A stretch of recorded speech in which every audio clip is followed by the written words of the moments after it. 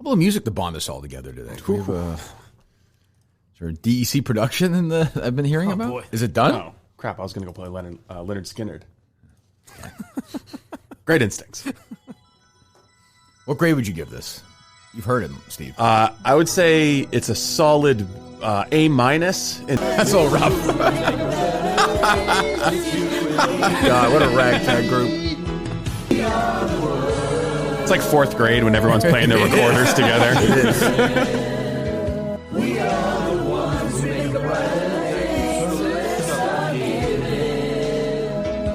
There's a choice to make. Well, yeah, okay, that I know. We're saving our lives. It's true, you make a better day. Is that the Steve the Liar guy? No, that's somebody pretending to be the Steve the Liar. Is it really? Oh, it's a good impression. Who is it? I guess it's DC. Oh, is it? I thought so.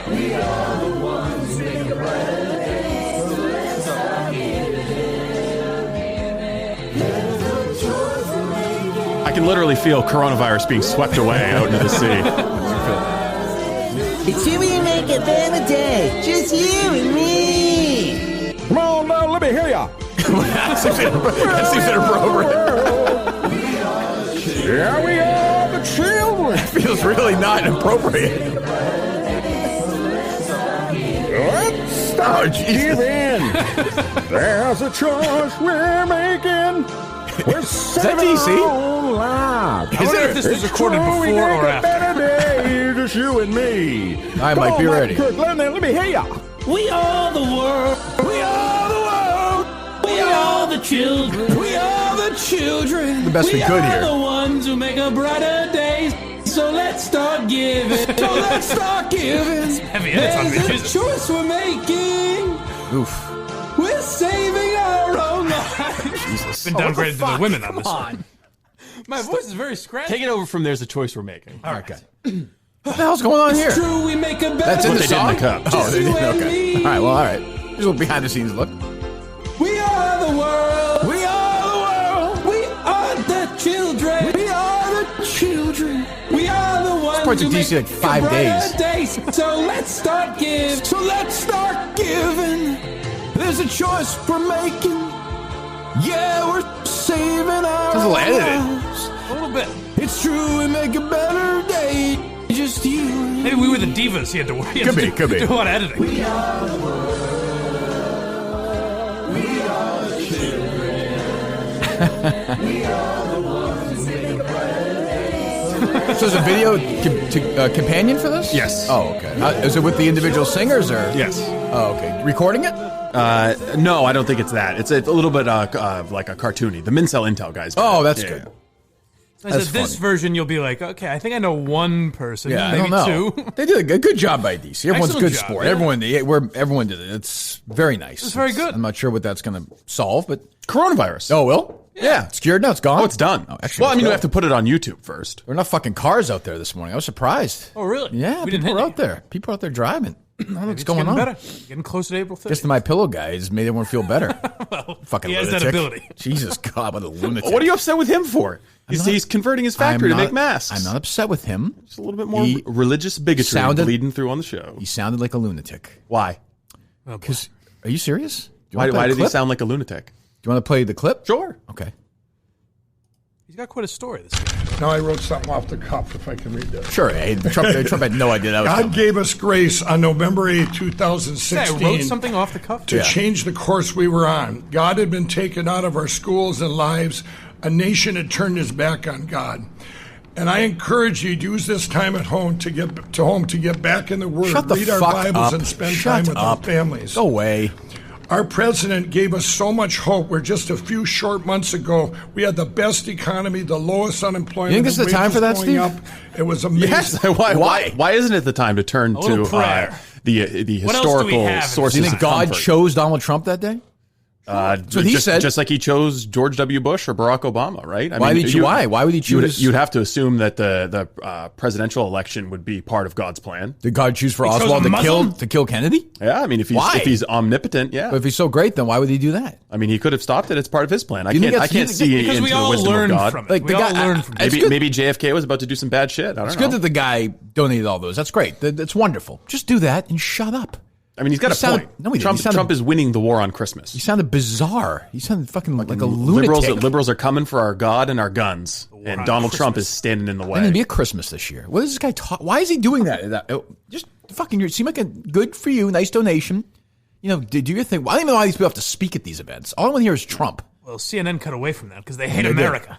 Oh, and God. Yes. Well, this is stupid. It is so stupid that these networks are cutting away from Trump's press conference. It's the only fucking thing people want to watch. That's it. It's great television. And then when you're done, if you want, you can have all your liberal heads say what a bunch of fucking lies he told. Who cares? What's the loss there? CNN has more important stuff to do, like the brothers Cuomo interviewing each other.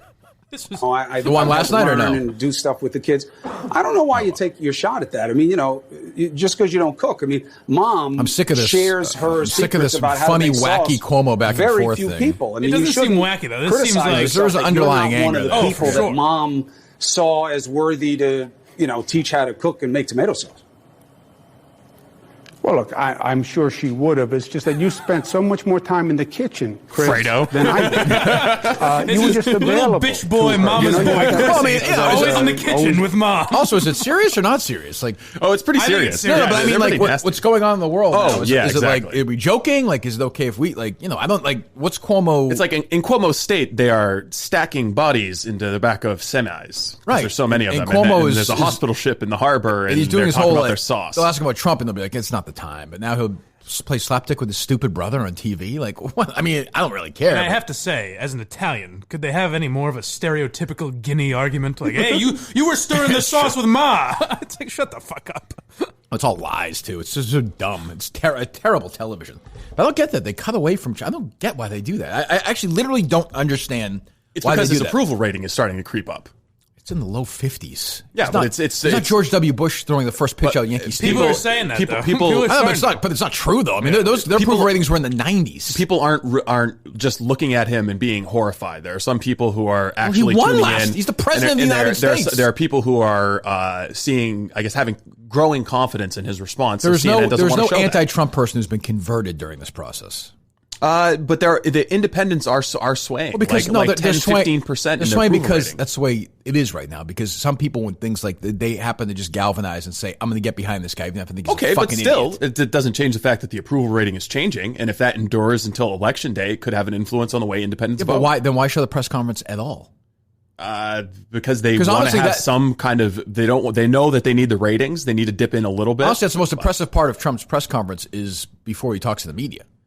That's when he seems most presidential. I think so too, but I also like when the private industry people come together and say what they're going to be doing, because it shows that Trump it's part of his idea of, like, instead of relying on the government, we're relying on the private sector. Did you watch Trump business yesterday? Relationships. The press conference? I dipped in and out. It looked like one of the fucking clips. Bob Barker's beauties. He was holding the fucking kit. Did you see it? He was trying to open the kit, and while the guy was saying what it is, he's like smiling and like nodding at the media. And then then the wind started blowing, which was the best moment of the whole thing. It looked like his fucking hair was going to fall off. The other part where he talks about his hair? Yeah. My hair's blowing. Oh, it's real. It's real. So they're going up. I think we're going to be adding some more beds, which will be completed today. And we've opened up. Whoops, there goes our box. And my hair's blowing around. And it's mine. The one thing you can't get away with, if it's not yours, you got a problem with your president.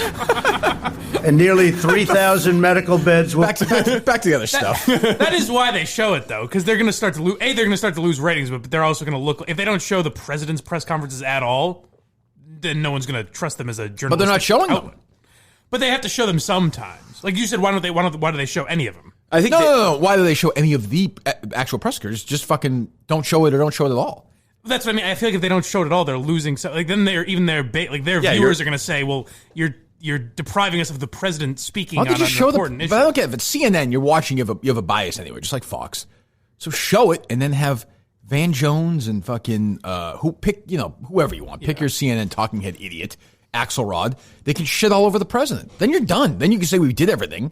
That's kind of what they have been doing, but I think they don't show the Q&A. They didn't show it yesterday. They go somewhere else to watch it. It's a little bit of virtue signaling where they're trying to say that they're trying to save the American people from his disinformation. Like the best example is this the couple out in Arizona who, after Trump said chloroquine and hydroxychloroquine, they went out and drank fish cleaner. Right. Yeah, and they said that this is because they were MAGA heads who were inspired by Trump. They heard him talking and went out and drank it. So he's dangerous, and if you continue to show his briefings, you're a public health threat. That's dumb. Yeah, well, they found out that the woman who drank the fish cleaner was actually a huge Democrat donor. Yeah, fucking A. What was the one the other day where he got shit on for answering like a softball question? Basically, he goes, "Wow, that's a great question." Well, I don't know. Well, that was from One American News. Yeah, I mean they are embarrassing. Even Steve. The liberals were shitting on it. It's like he got one softball question in 4 years, pretty much, and the liberals are like, "How can they ask this question?" I think it was more because Trump made a show of it. Yeah, I guess. I mean, it's just I'm amused by it. I like when Trump has these press conferences to make me laugh. So I had to flip around and fucking find it yesterday. What else we have, Steve? Any other sound? Anything pop over to you before we have a guest at 9:00? Matthew J. Hunter is joining us. He was scheduled us yesterday. We pushed him back to today. He tweeted the other day. I guess Robbie Fox interviewed that fucking idiot Dana White, who is a fucking moron in my opinion. But I've said why do you think he's a moron?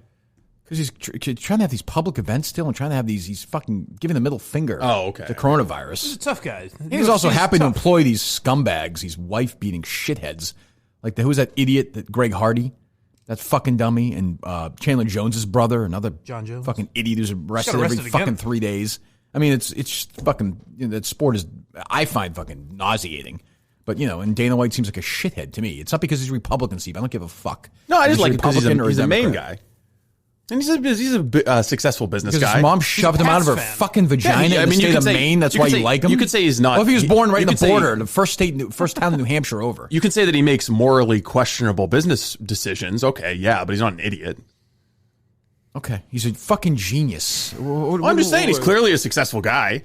Donald Trump's president. He's a fucking idiot in some ways, too. Well, he's also a successful guy. Sure, but he's a fucking idiot in some ways. He can't spell. Sometimes, sometimes idiots can run huge companies. Right, as I've said about Dave. He's the fucking smartest dumb guy I know, the dumbest smart guy I know. Right? Yeah, right. That's what I'm saying. So, I mean, I don't know. But this guy tweets, I get about the Robbie interview with, and I don't know Robbie well. I like him. He's always nice. My interactions with him, he's been nice. Low moment in my life was at the Super Bowl this year when I was fucking walking out, met a bunch of people, took pictures of some people. Then Robbie walks by, and some random guy's like, "Hey, can you grab my phone? I want to take a picture of Robbie Fox." I was like, I fucking took the picture with Robbie Fox and this guy. I was like, what a loser I am. Jesus. Seems like a hustler, though. Big Cat says... No, I like him. I really like him. He's been trying to be where he is right now at Barstool since he was 15. I like him. He's a good kid. DMs. But like I always say about the fucking... Like these... Oh, here's the tweet. So I guess he did an interview with Dana White, and they're friends and whatever, and they kisses his ass the whole time, which he admits to, which is no different than Carabas or these other guys. Matthew J. Hunter tweets, "First off, if you work for Barstool Sports, you are automatically a stain on media and journalism. Deciding to lick $1 billion corporation's boots for access is just you doubling down on being a shit stain." So, I mean, I look at it as Robbie can fight his fights. I like him. I'm happy to have his back. But, he's calling us automatically a stain on media and journalism. So I'm going to ask him about everyone at Barstool and why that person individually. Because if he's a journalist, I assume he's done all his prep work on everybody, right? I would think so, yeah. I mean, if he's a journalist, so we'll find out. He should live up to the standards that he seeks to impose on others. Correct. I mean, we'll find out if he's a shit stain or not. Shit stain or no shit stain. We'll find out in a few minutes. So I mean, I will give him credit. Like nobody ever does this. He's coming on. Yeah. And then even agreed to push it back a day. Yep. So I don't. What's MCR? Do we know what that is? Mixed Combat Radio. So I think he kind of just moonlights as a mixed martial arts commentary guy, and he does like an internet radio show. So he's cool with like Greg Hardy in the sport and stuff like that. Okay, I just want to make. He's devoted this part of his life to covering the sport. Okay. So I would assume he has a passion for it. Robbie Fox is a shit. He's probably a wannabe mixed martial artist himself. Yeah. Well, don't come fucking crossing my way. I'll fucking fuck you up. You guys need waters or anything during the interview? We get it, Mike. We get the joke. What else am I going to say? I got nothing else. We got it. We're briefed. Why don't you just, carve one of those passive-aggressive texts and do what you do best. Oh, come on. What? I've got a song from Steve's the Liar Guy might be right for the moment. Yes, let's do that. Oh, that text pissed me off yesterday. But I don't even want to address it. It annoyed me so much. It fucking annoyed me so much. I don't even want to address it. I don't. Do I want to get in the? Do I even want to do this today, Steve? I don't think so. No. I handed it down to the fucking Secretary of State. No, I didn't notice that. To handle it. I wanted fucking no part of it. I just looked down. I almost threw my fucking phone. I almost threw my phone. All right. I'm just saying. I almost threw my. Quit. But that. Quit. I just can't. fucking quit. I can't. Why? I can't afford to. Well, then fucking shut up then. Like what Mike texts is like, yeah, I'm going to go in the show tomorrow and get fired on purpose. I asked if I should. What, does that make any sense to you, Steve? Well, I don't think you considered the compromising position it would put us in. Well, it's not even that. That's why I asked. But what, in your mind, how would it have worked? How would you have done that? I would have contributed into the last conversation we just had, or you just had. And that's how you think you really got fired? I assume so. And then what? Like, why do you want to get fired? What I said to you was that I felt like I've been dragging the show down. Like I haven't been contributing. I haven't been a good part of the show. Why don't you just do a better job on the show then? I've been trying, but I feel like I haven't. I haven't lived up to that. So and you've made a couple comments about how you can't get rid of me during coronavirus that maybe I took too seriously. But I said, is this a good excuse for me to go? But I don't think I was being passive aggressive at all. I was being honest. No, but it's like I think it's one of those ones you want me to text you back and say you're doing a great job. No, I expected you to say okay, honestly. Well, then I was going to fire you during what? It doesn't make any sense. But that's the thing is if it's that you can't fire me during coronavirus, then I'd rather I'd assume leave rather than like, okay, well, when this is over, I have to find a new job. But why? What do you mean? Well, like, I'd rather not have that hanging over me and drag the show down. Does that make sense? No, I'm missing. Am I missing something, Steve? What am I missing? I don't. I'm sure I am missing something. I don't doubt it, but I've felt unwelcome, like I'm a nuisance here. Like I've been kind of unwelcome. I felt, and maybe that's all in my head. But you've made a couple comments about unwelcome. Yesterday was the second time in less than 2 months you've told me to look for a new job.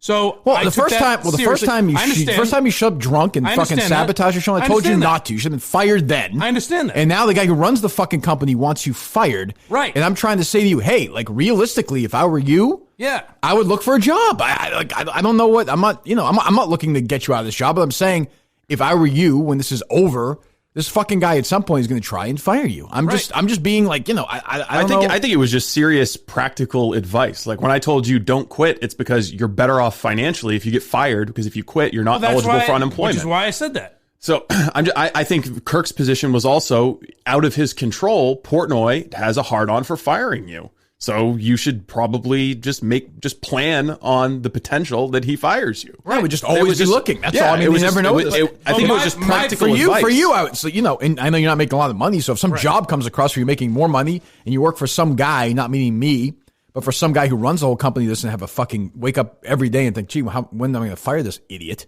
Right. Then I think you'd be better off. I don't know. I mean, I don't know what else to say. Well, that's what I'm saying. If you are waking up every day saying, when can I fire him? No, I'm saying that's Dave, not me. Not me. That's Dave I'm talking about. Right. Me. No, wait. If I woke up every day and said I want to fire you, you'd be fucking fired. Just feels like you're kind of trying to create a self-fulfilling prophecy.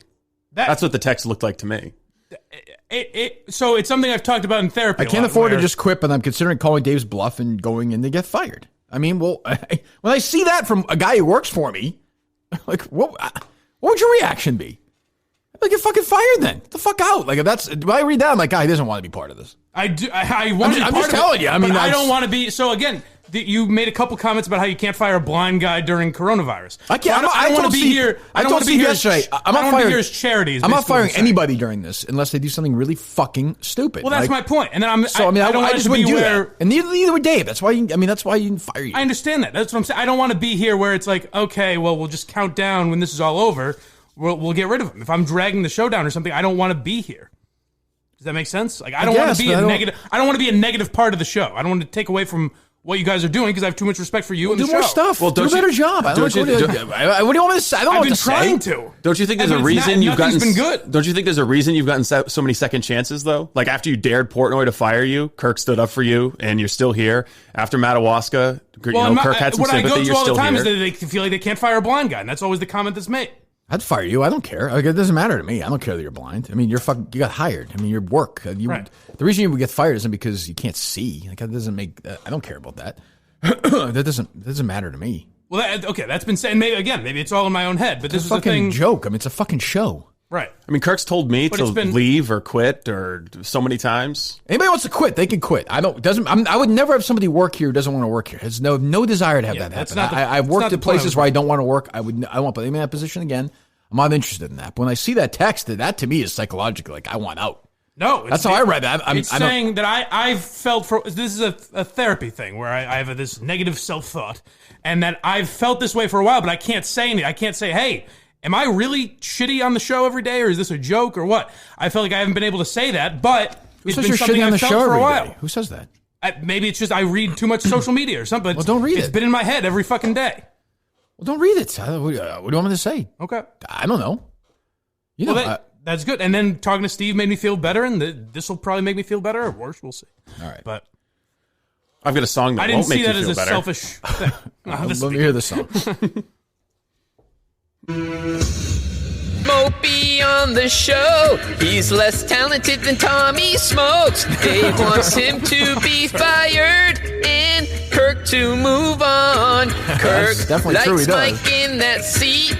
Anyone with skill won't work that cheap.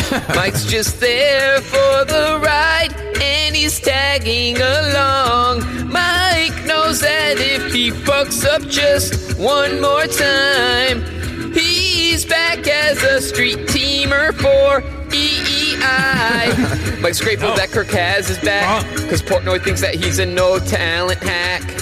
Only reason why he has a job is because he's blind. Bye-bye, Mike. This time Dave's had enough. He wants to terminate that blind fat fuck. Hopefully Dave won't be a pussy this time. Bye-bye, Mike. See. That worked out well. The timing. Can't argue with any of that. No, although the Entercom eliminated the street team. So they did? Couldn't go back there. Yes. Oh, part of this whole thing? Gonzo, yeah. How do you think that interview with Entercom would go if you're trying to go back? Guys, how well can you take a joke? Somebody was just tweeting that what EI is doing today. Jesus, they're having like a Brady week. Oh, you're not aware of this? No, I listen to I've gone EI free for a couple of weeks now. Today's Tuesday, right? Yes. Brady week. Tuukka Rask is on today. I don't know what that has to do with Tom Brady. Brady jersey giveaway. Top 3 Brady haters of all time. And Kurt Warner. So I texted Steve about this yesterday. I can explain to you what Brady week is. Every show from 6 a.m. to 10 p.m. has a dedicated segment to celebrate Tom Brady's legacy. Why? So yesterday, Dale and Keith went through the top 5 tight ends of the Brady era. Top 5? Yes. Yeah. It's hard for me to say this emotionally, but I have to separate the man from the player. Number 3, Aaron Hernandez. So you did listen. No, I mean, did you say that or no? Yeah. Yeah, that's a Dale. Hi, you guys. This is National Doctors Day. Thank you to all the doctors and all the medical I love that clip so much because it shows who Dale Arnold is in that brief flash of rage. It's a robot when to he rage. flubs it. Yeah, because he's somebody sent that to me. I forget who it was. Say, how did that get out? He tweeted the wrong video. It's like a fucking the video. Yeah. Shirley Lung tweets out her tax returns. Right. Dale tweets out the B-roll. Hello, the bloopers. Brilliant. All the medical and you can see it's true. There's that little that's the rage in his anger eyes. That it's these just the self-loathing. Yeah. Like, come on, Dale. Yeah. Why can't you get it right, Dale? Why can't you get down to 190 pounds again? Fucking asshole, you motherfucker. Yeah, number 2 was on Dale's list. Because some jerks are going to say this on social media, but I have to separate the man from the I think he's pretty much exactly what you said. Yeah, that's a Dale move all the way. I have to go with Aaron Hernandez. I know. I just line up. I see the textures already. I see them already. They also don't want to cause too much office drama, so 4A needs to be bumped up the list. Oh, that's true. Yeah. I mean, that's a tough list. I don't know where to start. It was tough. There was a lot of debate. Yeah, where's no place at all for Benjamin Watson? Yeah, I don't know. It's interesting. And it was odd. I'm sure you won't even care about this, but they didn't go around like number 5. They each did their own list. Dale read his list. And Rich did his. And then Rich did his. That's good. That's good debate right there. Jesus God. But I mean, that's what you have when you have nothing else. It is nice to create a universe as much as it drives you fucking crazy. Do you think there was a consultant who came up with that idea? Are they calling in the radio geniuses? I got to think consultants are in trouble right now. I have to. I can't imagine. I have to think they're in some trouble right now. Oh, we get this guy call in a couple minutes. Yeah, exactly. All right, we'll do Sheffield in a second. We'll do this later. But excellent job by the Mincel Intel. I enjoyed that show with Zonkers. Yes, it was good. Very And good. They're all excited with the views they got. I imagine that's because some Barstool, because you put I blogged it. Yeah, it's on and I think there's actually some natural, I think there's a lot of curiosity. Interest. Yeah. Like in the Barstool Reddit, there was speculation over his identity and everything. They talked about him on the rundown. He's a talker, but he was good. Yeah, no, I think they did a good job of kind of, stepping out of the way and just letting the guy talk. They talk about anything else on the rundown or no? Yeah. Yeah, we'll get there.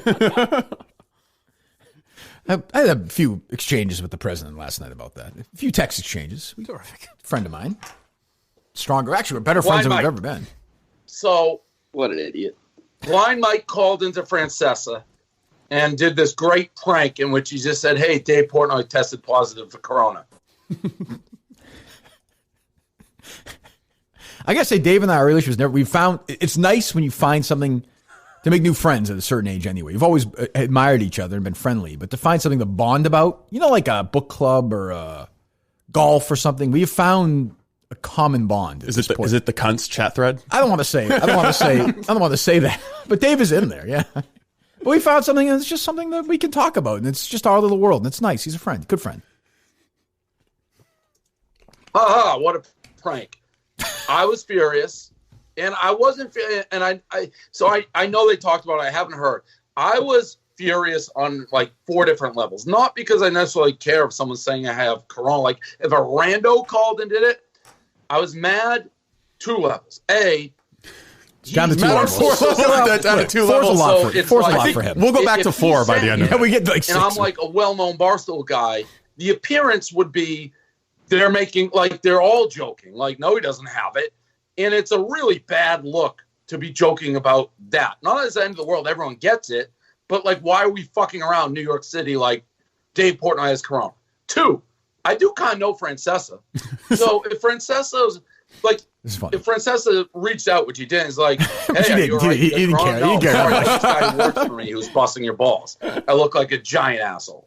3. That's not that big of a deal to me. Blind Mike already knows I fucking hate him. I think the only thing I'm concerned about this week in Miami is Kirk Minifans and company. Is that really true? Yes. You're concerned about me? Kirk Minifans and company. Okay, if company wasn't here, would you be concerned? Far less. Oh, really? Yes. Huh. Well, I don't like or trust Blind Mike. Sure. I was gonna say that's really one.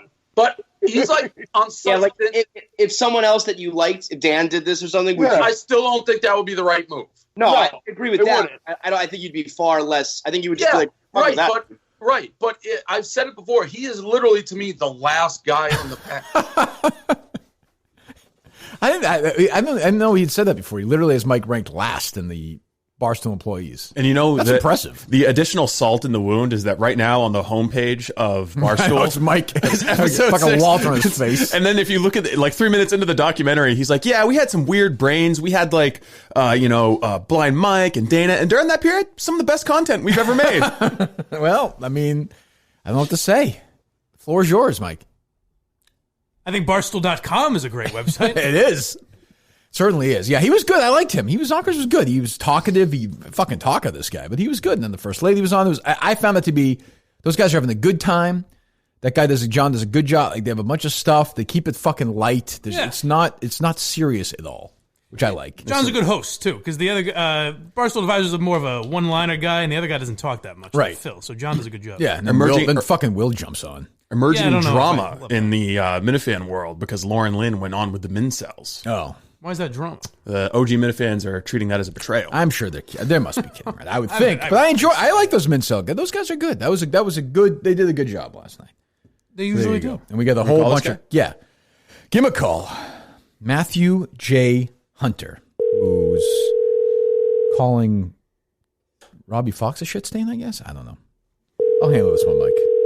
Thank you. No problem.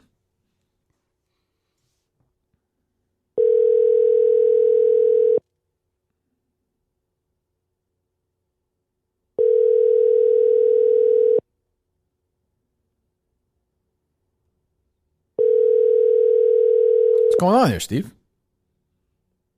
Not an auspicious start. It is not. Your call has been... We confirmed yesterday. I don't know.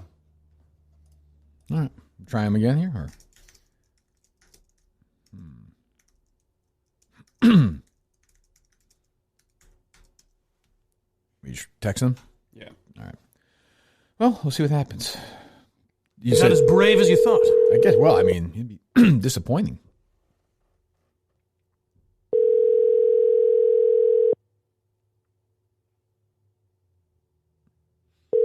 And the guy's got fewer Twitter followers than TJ Hubbard. You think he'd be interested in a little There's publicity? no reason to be like that. TJ Hubbard's a good follow. All right. Well, we'll see. I mean, I don't know. I was looking forward to that conversation.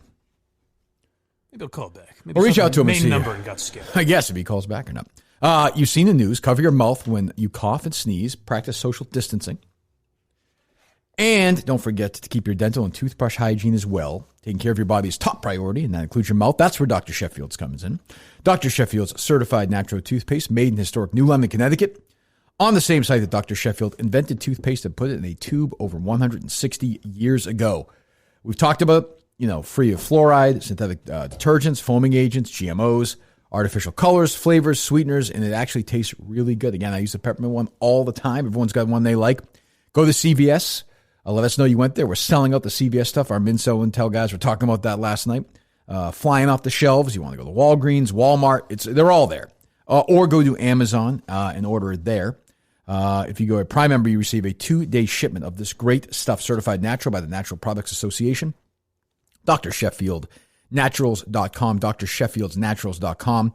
Again, pick any flavor you want, the kids as well. And if you go to drsheffieldsnaturals.com, you save 10%. They fulfill orders and deliver through Amazon. And once again, if you're a Prime member, receive a 2-day shipment. How about the Kirk Minahan Show? Help yourself out. It's a nice way to go to bed at night with a nice, satisfying, clean taste in your mouth and start the morning as well that way with Dr. Sheffield's certified natural toothpaste. Minifans, get moving, get on your fucking asses. Clean that mouth up, for God's sakes, and go to Dr. Sheffield and do it right now. What's up? You haven't heard from this guy? I have not heard from him. I think I know what the problem is, though. He's West Coast, so it's 6 o'clock. He's probably sleeping. But he agreed at 9 o'clock. Did he think he meant 9 on... It was 9 a.m. Eastern time. All right. Well, okay. Well, if he wants a call, you can call. What else we got? I think there's some other stuff here, Steve, no? Yeah, so we've got the Biden podcast. We've got more rundown we can play. We can do Zonker audio. We've got some prank phone calls we can play. The Basement Boys we teased yesterday. The Basement Boys, who are those?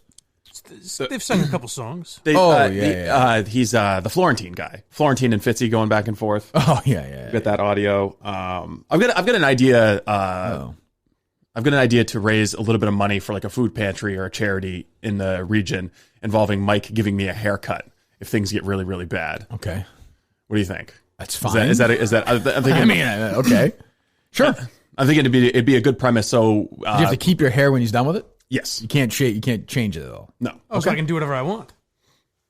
Well, I mean, hopefully you would give me a good haircut. Well, but why would that? Where's the entertainment? Well, because he's blind. I know, but I'm saying if he gives you a good haircut, who wants that though? But he's not going to be able to because he can't see. Okay. So what I'm thinking is shave your head. I'm thinking is competing GoFundMes, and whichever one of us raises more money gets to cut the other one's hair. Oh, okay. And then we pick a food pantry, and all the money goes to help people in need. Something good, something the Minifans, the Mincels can all come together and support. Okay. And at the end, we get a funny video out of it. All right, well, I'll think about that. That's not the worst idea. Well, let me hear this Biden podcast because you're very excited about this.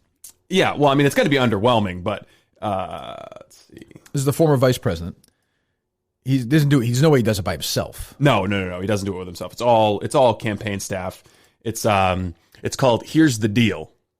Okay. Oh, because it's Biden always says, right? Very clever. Yeah, I like that. And our first episode, I'm going to be joined by Ron Klain. Ron hold on. Hold on. Big guest. It's amazing that Ron Klain. Does any Ron Klain is one of these guys, like people probably don't know who he is. Spacey played him in the movie Recount. He's one of these guys who fucking just kick these Democrats and Republicans are the same. These guys they're like defensive coordinators in football. They never go away. No. they never go away. Then their kids get the jobs. So it's because he says, what's the name of it again? Let's make it. Here's the deal. Here's the deal. The original title was called Fingering Underlings. But they said, you know what? This just seems like it's too on the nose, Joe. It It's I thought you were my friend, or whatever he said to us. May I smell your hair? I'm pretty sure Klain is on the payroll as well, and so the entire interview, instead of just humanizing him and calling him Joe, he calls him, Mr. President. Oh, I'm Mr. Vice President. You've been so great on this, Mr. Vice President. Tell us about this, Mr. But do you have Vice to call President. him that if you're... Informally, yes, but I think it would be a smarter decision to make him more human sounding to just say, "Hey, Joe." See, if I'm running this, if I'm doing this podcast, you're right. You know how I do that? I play a little sound at the beginning. I'm not kidding. If I'm the producer, I play that Palin sound to him. It's okay if I call you Joe. Big laugh. Oh yeah, that could work. We're off to the races, and then I say to him, "Tell me about the Sarah Palin thing. Like you had to debate this woman. What was that like? That must have been insane." That's some clips of him rubbing children. Yeah, he must have loved debating Sarah Palin. Jesus. The only thing that I want to hear from Joe is old war stories. He's been in the Senate forever. I bet he's got a whole bunch of stories about behind the scenes shit. Go more back. No, I want lifeguarding stories. That's what I want. Corn pop. I want corn pop stories. Advisor to my campaign, he led the Ebola response in President Obama. Did you guys hear that clip though? It's exciting. The Ebola response. This is a guy I want hosting a podcast. This is 2 seconds in. Tell me if you can hear the audio edit. By Ron Klain.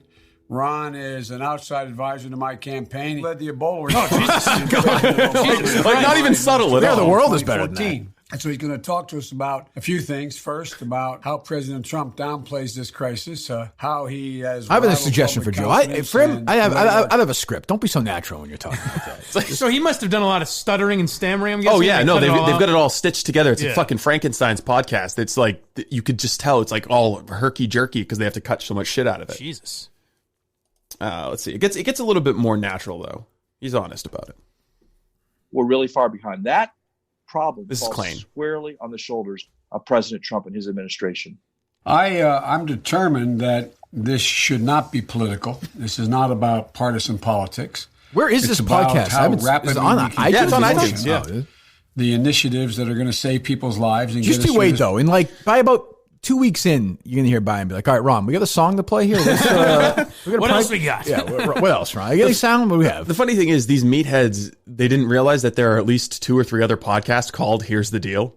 Right. There's like an investment podcast with that name. Yeah, so why don't you just call it... Yeah, but this is with old Joe, you know? Why don't you just call it Joe Biden? Yeah, or the Joe Biden middle class Joe, or whatever his fucking nicknames are. Oh, that's Sleepy so Joe. good. Yeah. Sleepy Joe would be good. So Yeah, and Trump then, should have a podcast. Go He ahead. definitely should. Oh, yeah, let me find. There's Biden talking.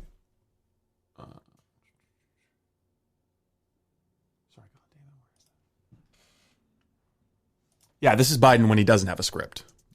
And in order to avoid those very high numbers, we have to do at least several things. One, we have to depend on what the president's going to do right now.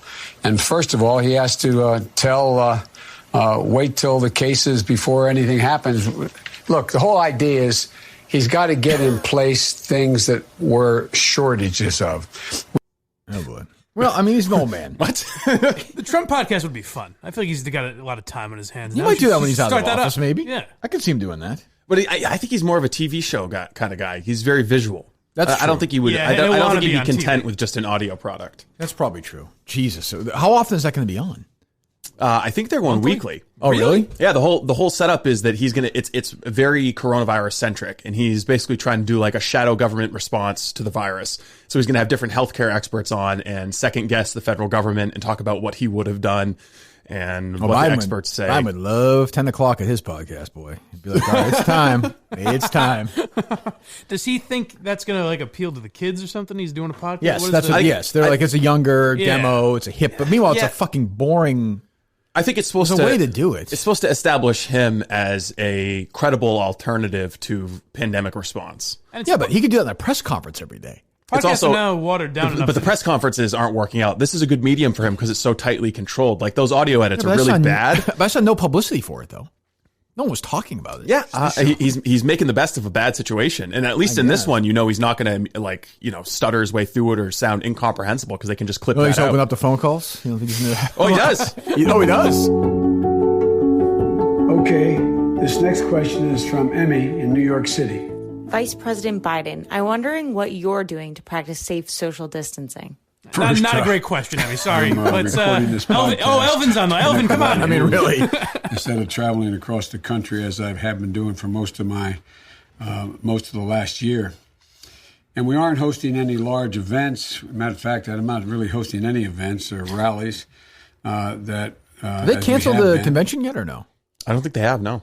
Yeah, you saw the governor of Virginia just put out, the big thing yesterday was he put out his stay-home orders, and it was effective until June 10th. Oh, really? Yeah. Virginia's till June 10th? Yeah. Holy fuck. Like emergency shutdown until June 10th, yeah. So essentially what our state is right now until June 10th. Yes. Yeah, we'll be out on the 30th. Yeah, I mean, that's coming again. Baker didn't he just move it back to, didn't he just move it again or no? I was getting confused. I don't think he did something yesterday. I thought the most recent thing was May 4th? May 4th. Yeah, the school, the keeping the schools closed. Right. So that's just a random person but he doesn't have any actual interaction. It's campaign staff calling in and leaving messages. Yeah. Because people are really wondering what Joe Biden's doing right now to practice social distancing. What? Joe, we wanted to know what your take on red snappers are. It'd probably be better. Hands. I'd rather have Hunter's podcast. He could probably do like a good Fear and Loathing in Las Vegas, talking about smoking crack with Ukrainian oligarchs. That'd be great if there was a Mike, like Biden's Portnoy, there's some version of Mike that Biden fucking hates. You just can't fire him. Now we got this guy here. I know usually we're talking coronavirus, but we got this guy on my staff. He's like, there's 4 reasons why I hate this fucking guy. 2, there's 4. Ron Klain is fucking KFC, and Joe Biden is like Big Cat. I don't know, he seems like an okay guy. Yeah, so I predict that podcast does maybe 1 or 2 more episodes. I was going to say, the over-under episodes for that is 4. Yeah, I'll take the under. Because he just seems, I mean, you have him in the place where you can actually do it with him right now, I guess, right? Yeah. So, I don't know. And then you'll never notice that'll be gone, but like if it was Trump and he said, I'm going to do a weekly podcast and then stopped, it would be some sinister, why did he stop his pod? What is he hiding from us? He has no discipline. He has no work ethic, that whole thing. Actually, listened to Erica's yesterday. It was pretty good. Erica Nardini's, I don't know if you... I haven't listened to it yet. No. It was like 10 minutes. It's her first one. It's not the worst idea. I forget what it's called, like Token CEO or something. Yeah. It's basically just a 10-minute, at the end of the day, thing of what she did today running the company, which is, I think, pretty interesting.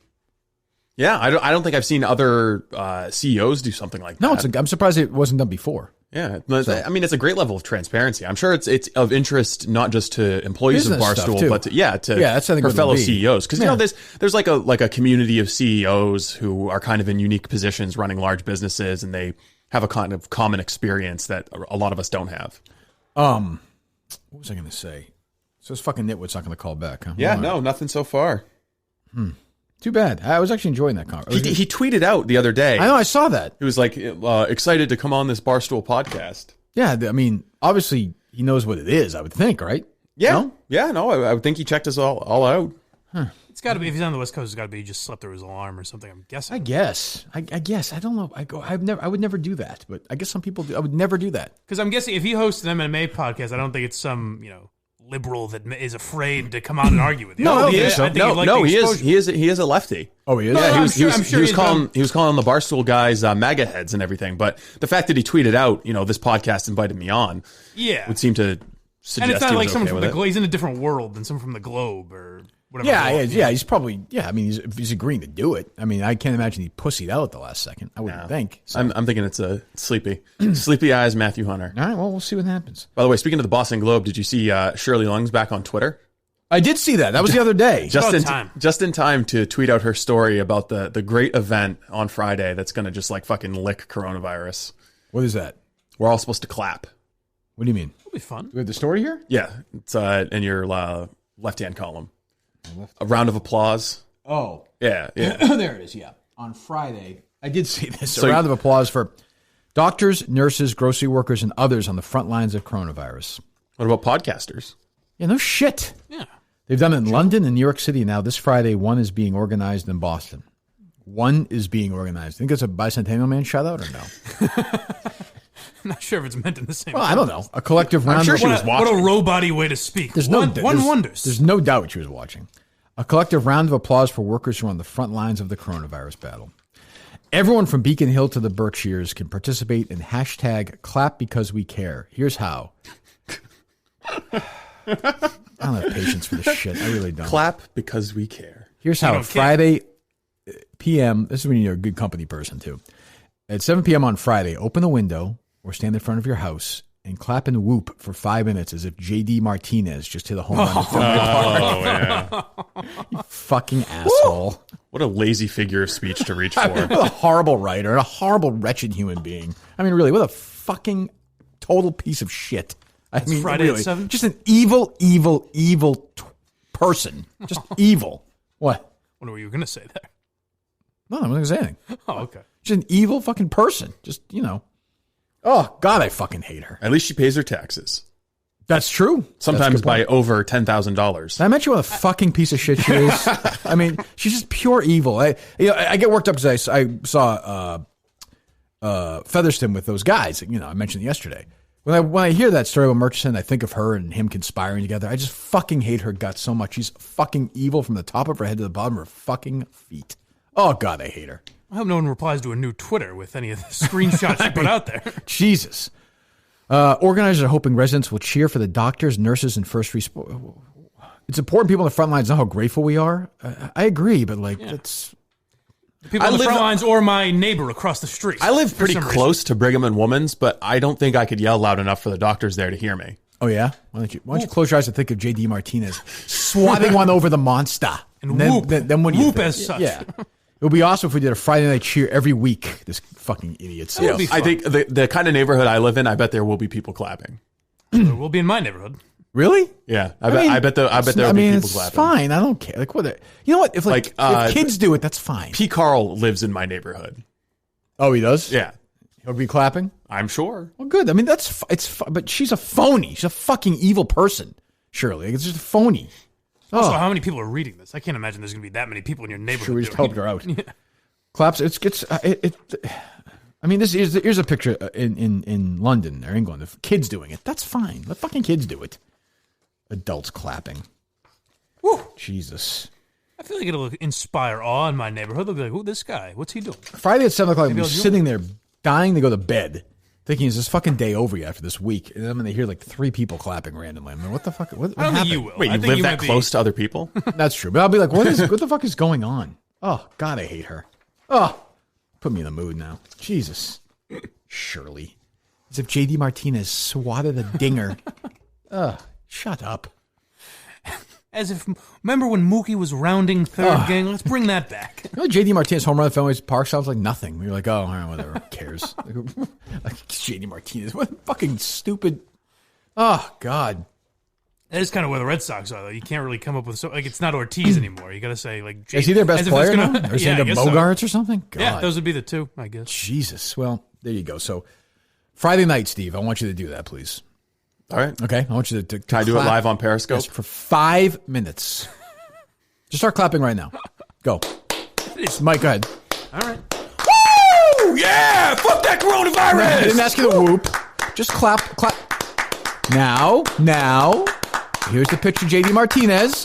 It's a high fly, deep left, the ball is gone! Woo! Yeah, go fucking nurses! Woo! Yeah, truck drivers! Stop the shit! All right, stop. That was 22 seconds. So you've only got 3 minutes and 38 seconds after that. Then your arms will get tired. And then the doctors and nurses will know that you appreciate the fact that they're battling people and helping people who have coronavirus. Because they probably were thinking every day when they go into work, God, the public must fucking hate us right now. They must be so sick of what we're trying to do. There's never been a worse time to be a doctor. Trying to end corona. They must be so unappreciative of what we're doing. That it would be nice if from people from Brighton to the Berkshires got together and put their hands together. Here's what I say. How about this? How about to thank a doctor? Do this. Go to your next door neighbor. Go in their house. Shake their hands. Yeah, give them a kiss. A little buffet dinner. Give them a smooch. Yeah, how about that? A little neighborhood buffet. A neighborhood party. Does that sound good? A rally on Boston Common. Yes. In support of the firefighters. That's how we get together at the Boston Garden, bang the fucking place out. You know, if you're sick, who cares? Show up. Either way, we're all in this together. We're not gonna in America, do we turn our back on the sick? Well, I think sick people have all the more reason to show their gratitude. Of course. So get in there right now. Sneeze on somebody, for Christ's sakes. Our new Kiss for Corona program. Yes. Sneeze like you would on a spring day when your hay fever is high and the balls are being hit in the sky. Like it's such a. I hate this column. Other than the fact that the human being who wrote it it is such a look at me like I appreciate doctors. We all fucking appreciate them. We know that. There's a lot of that going around. And I'm fine doing that. If kids and everyone want to applaud for 5 minutes, if it makes doctors and nurses feel better, swell. Fantastic. But it's like, do we really need all the tweets of just take a moment today to remember? Oh, God. You just seem like to be acting like this is catching on like wildfire. You're like, well, if kids want to do it, I don't think anyone's going to do it. No, but it is all over the world, though. I mean, like, the Italians are leaning out their window. Yeah, that whole and thing. Singing, and it's fine. Like, I don't even care. But like this whole everyone's trying to recreate these viral writing about it like now. you're, a good. She's writing about like she's a good person to write about. Yeah. She doesn't actually care. She doesn't give a fuck. And it's just the laziest fucking column you could ever reach for. If I was an editor, I'd be go fucking break some news, you dummy. Go do something. She writes like one column a week. Go ruin somebody else's life. Get to work on fucking. I'm sure there's a business that doesn't have perfect 50% diversity between the sexes. Like the one that she works at? Yeah,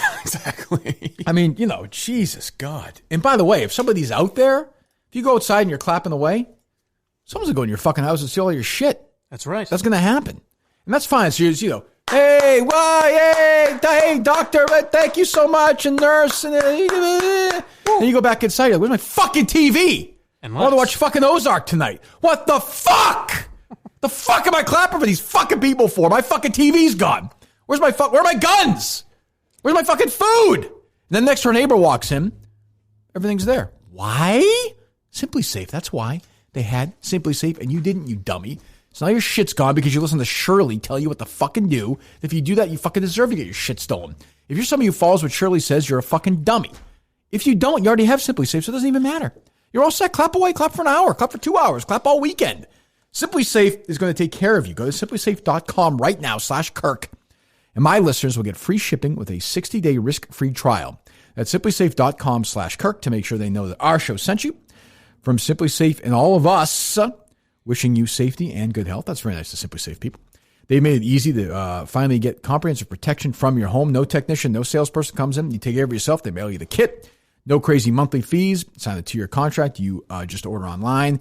You set up yourself in under an hour, and your home is protected 24/7 with emergency dispatch for break-ins, fire, and more. And all for just 50 cents a day. U.S. World News Report named Simply Safe the best overall home security of 2020. So do it right now. Go to simplysafe.com /Kirk. You save, you get a free shipping and a 60-day risk-free trial. I mean, come on, simplysafe.com /Kirk. And make sure, let them know, Simply Safe, that the Kirk Minahan Show sent you. All right, what else we have, Steve? I've got some Bill Simmons audio that's been burning a hole in my pocket. Okay. Burning a hole in his pocket. Curious to hear this. With whom? I want to commend the Washington Post and the New York Times. And God. Why are you doing this to me today? Some of the TV shows. And I think the journalism has been really good. And if you're ever worried about when does we've had over journalism. Hold on. When does Chris come in and where they're talking about the movies from 2005? He's actually on with Ryan Russillo. Oh, okay. I apologize. Go ahead. Sorry. And newspapers, resources, and where is all this going? And now you see, like the last couple of weeks, where the Wall Street Journal is another one, but places that have really done good work and broken stories, rebuffed. It's funny, he's known for his parody songs, but the songs at the beginning of the show are pretty good too. And I really admire those people. What is he talking about? He just really admires the way the journalists have been conducting themselves New York Times in this and the country. Washington Post? Yes. Oh, okay. And on the TV shows. He's just a huge fan of CNN and Rachel Maddow. And I just saw their woke scale went up 3 million points. I saw that The Ringer is having Jamel Hill do an episode by episode of The Wire. Oh, good. Podcast. Which reminds me, have you seen the Sopranos podcast that's coming out? Yeah, I have no confidence. I listened to the 3 minute. I'm worried. I listened to the preview. It sounded fucking terrible. Okay. Obviously, nobody loves the Sopranos more than me. It's Christopher and Bobby are doing it. Yeah, Imperioli and Steven. When I saw Steve Sharippa, I was like, I don't know, because he seems like kind comedian. of a... He's a comedian. He's not really. I know, but you know what I mean. Like he's not a listener, and Imperioli's low energy. You need maybe they'll do it the way they did I listened to the preview, like the teaser. Yeah. It was 3 minutes, just the two of them talking. And that was rambling. So I'm like, maybe they'll have a host, like a Sopranos, like a Sepinwall or somebody host it. Yeah. That would be great. If you had every episode, he hosted it. With those guys, yeah. Yeah, that'd be good. Then you have a backstory. Oh, the weird thing is, like, Sharippa's not in it that much the first year or two, but whatever. He's not in it at all the first year, is he? No, I don't think he is. I think season 2 is his first season. Yeah, because I remember there's some point where it's like, this guy Bobby that works for Uncle June. Yeah, I think that's right. Yeah, because I think that's right. He wasn't in season 1, so I don't know. I mean, that doesn't really matter, I guess. But I can still talk about it, but you need a host for that. I think it's debuting really soon, right? Is it already out? I don't know if it's already out, but yeah, it's coming out soon. Seems like there's a rush to get some content out the door, and there's going to be some stuff that's put out kind and of that's a thing now after the Office podcast was successful, even though I never listened to that. Oh, but I could see why that would work. Those two girls, I think, ladies, are like really good friends, and they kind of made it sort of conversational. I didn't listen to it either, but it seems like that kind of clicked. Yeah. This trailer I listened to, I was like, oh my God, this sounds disjointed and bad, and like it really didn't talk much. Yeah, I didn't know. And he wrote it on the show too, so he's got real insight. Like he's got actual, when he played, He doesn't seem. I've never really seen in too many interviews with him, but he doesn't seem like a chatter. No, you could argue. Sherpa does, but yeah, I mean, you could argue he's the second or third most important character on the show for sure. Yeah. So I mean, you think he'd have a lot to add, but I don't know. I'll definitely give the first one a shot. I hope it's good. I could fucking use one. Where do you rank The Wire in like the pantheon? Overrated. Of great. Yeah. Overrated. The first season is terrible. First season is so... It just took off really slow, but so many people liked it, so I just kept giving it a chance. The episodes feel like they're too long and too slowly paced. It's become a show where people have to feel like they say they loved it too. Yeah. There were just too many characters. I mean, The Sopranos is kind of like that, where I get confused at the first couple episodes, like who's who. Yeah. But there are just too many in The Wire to figure out what's going on. Yeah, but Jamel Hill hosting, I mean, like, that's just... You're just waving. You're just saying we don't even care if it's good or not, or if people listen to it. We just want people to say how great it is. And that's Simmons' whole existence. Yeah, I listen, I don't know. We'll see. Show some fresh takes on it. Yeah, but that's sort of a thing. Like, I know the one of the guys in the West Wing did one of those that did really well. The Office Girls one, whatever it's called, that did really well. So yeah, you're gonna see that a lot. I'm surprised The Sopranos took this long. Like, it seemed like a no-brainer. Maybe just no one in that cast wanted to do it. Really, Gandolfini's dead. Carmela, I guess, but Carmela's not going to do it. There's a lot of people on that cast that have gone away though too. Yeah. Gandolfini doing a podcast would have been good. Sure. Although he wasn't much of a talker either, though. He wasn't like a boy. He was a great actor, but he wasn't like a big conversationalist. We saw the interviews. He's no Zonker. He's no Zonker. No. What's your favorite Zonker clip? You could play one, Steve, if you want. I think him just kind of explaining the origin of the Grudge is good, but also how long he's had the domain. I didn't realize this. Well, the records say 95, but I always think it was before that. Because there was a point at which the internet was like the government ran it, the backbone of it. And I don't know who's doing the record keeping them, but it's possible that it transferred to private companies doing the register, that they didn't have the earlier record. Because, the company I was at when I registered it, I from what the record shows, I would have already left there. It's possible. Because here's the reality of what Barstool was set up for. It was set up for an email server for people who were like early internet guys, engineers and stuff that used to meet in bars and talk about, and they were going off to different companies. So we set up mailing lists on it. I always thought he bought it to squat on it.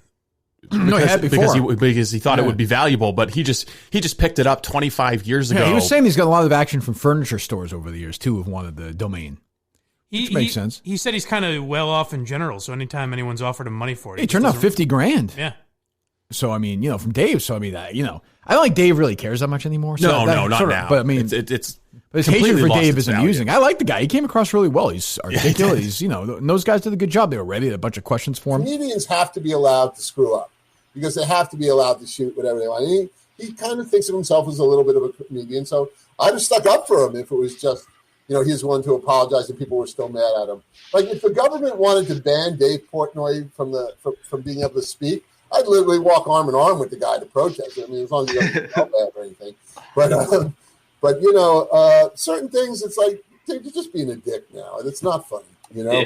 So that one always annoyed me a little. And, when you look at that video and you look at early on and you see him in his little tutu shirt or whatever he's wearing, it's like, dude, if you're 35 years old and that's still you, no amount of money is going to stop. You're just going to be a rich loser. So those guys are fucking shitting on Portnoy, the other host there. Jeez, the Mincel guys. They love Dave. Fight back. Zonker seems like a much more easygoing guy than I would have thought. I just by the little I know about him, I would have assumed he was like angry, like he was stewing. Yeah, over he really is. I think he's just amused. He's not by at all. it. Yeah, no, it's funny. He finds it funny.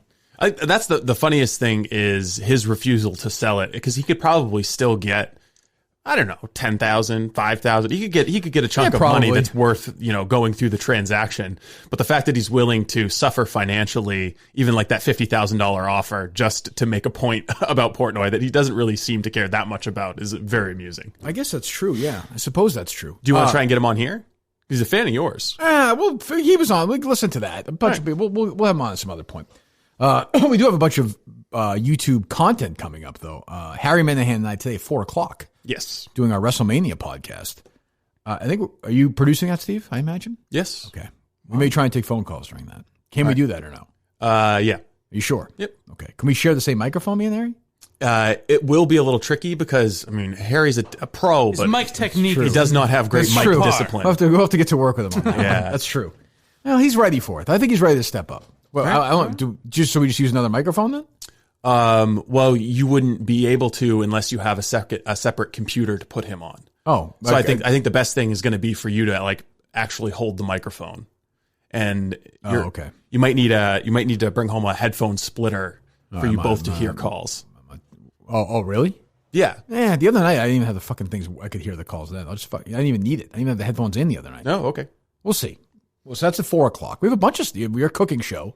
The cooking show on Instagram. Yeah, the cooking show's up on Instagram Right. already. A lot of people critical of you. They say you use way too much salt. I saw. It's not true. A bunch of tweets. I explained throughout the entire thing that this is the appropriate amount of salt. amount of salt. Tremendous amount of salt. People are saying. I do. But that's the not right healthy, amount of salt. Though, right? Salt is good for you. Too much salt is good for you? Salt is a necessary part of your biological functioning. Okay. It's how your system, your immune system, is this salt for the your potatoes nervous system or on runs the steak or what? Sodium. Yeah, potatoes, steak, everything. Everything needs salt. Salt helps seems food like something a taste great better. chef would poo-poo. I would think. Say you don't need how much salt did you put on the steak? Like how much shaking am I getting? Like I think we had 2 sprinkles, 2 hand sprinkles. You don't measure stuff. That's about what I would use. I think. Yeah, I don't use the hand on it. But most people undersalt their food. Just a fact. Most people undersalt. Isn't there a lot of salt in food anyway, though? Where are you getting these statistics? There's no salt in my beef. Well, I mean, there's but no like salt if you go in to my a restaurant potato. or something, this stuff is salted up, isn't it? If it's a good restaurant, yeah. They have an appropriate amount of salt. Okay, like Wendy's. Well, yeah. Fast food they oversalt it. Is Wendy's your favorite fast food place? No, it'd have to be McDonald's. Just by amount of cash I've spent at a fast food restaurant in my lifetime. If Steve Robinson's pulling down, if you're driving to Madawaska next February, and there's an exit way up there, 2 signs. Was it Augusta on the way there? Yeah. There's a McDonald's sign and a Wendy's sign right next to each other. I'd probably have to go for Wendy's just because their French fries are better. I'm surprised Chick-fil-A is not in the discussion here. Well, but you got to understand, historically, Steve Robinson didn't grow up with Chick-fil-A. I know, we're talking about your favorite. But it's not what you consume. But if I'm in Maine, I'm not. There's no. I think there's like one Chick-fil-A maybe. So I guess if there's a sign for Chick-fil-A, yeah, I'll go there. But I like the Five Guys burger better than either one of those burgers. It's a little messy. I do like it, but it's a little messy. If you're having to eat it in your car, do you get the double chance. one or no? No chance. Yeah, I'd go with the double. But I like the way they cook the burgers. The fries aren't great though. No, they're not great. They're soggy. They're soggy, and they Five Guys. Yeah, really. Yeah. I like the quantity of the if fries. They're hot, they're good, but if they're not, it's so hit or miss. It's just soggy potato. Yeah. Yeah. But I do like. There's something special about actually seeing your burger frying on a grill. It is special. Five Guys. Yeah, I agree with that. I'm not being sarcastic. I actually agree with that. I like to watch it. I'm actually oddly, for once, I'm with Steve on that one. I like, I actually do. I don't know why you're laughing, Mike. What a moment. Do you prefer to have just mystery meat pop out into your burger? I'm with you on that. I like seeing it. I like seeing it. Yeah, it's nice and moment. fresh. That's awesome. The most overrated burger of all time is In-N-Out Burger in California. Never had it. So fucking I gotta overrated. say wrong. Wrong. What's the one in New York that people like? Shake I would do In-N-Out Burger. Shake Shack. Yeah, those are okay. I would do In-N-Out Burger over a free meal at a 5-star restaurant.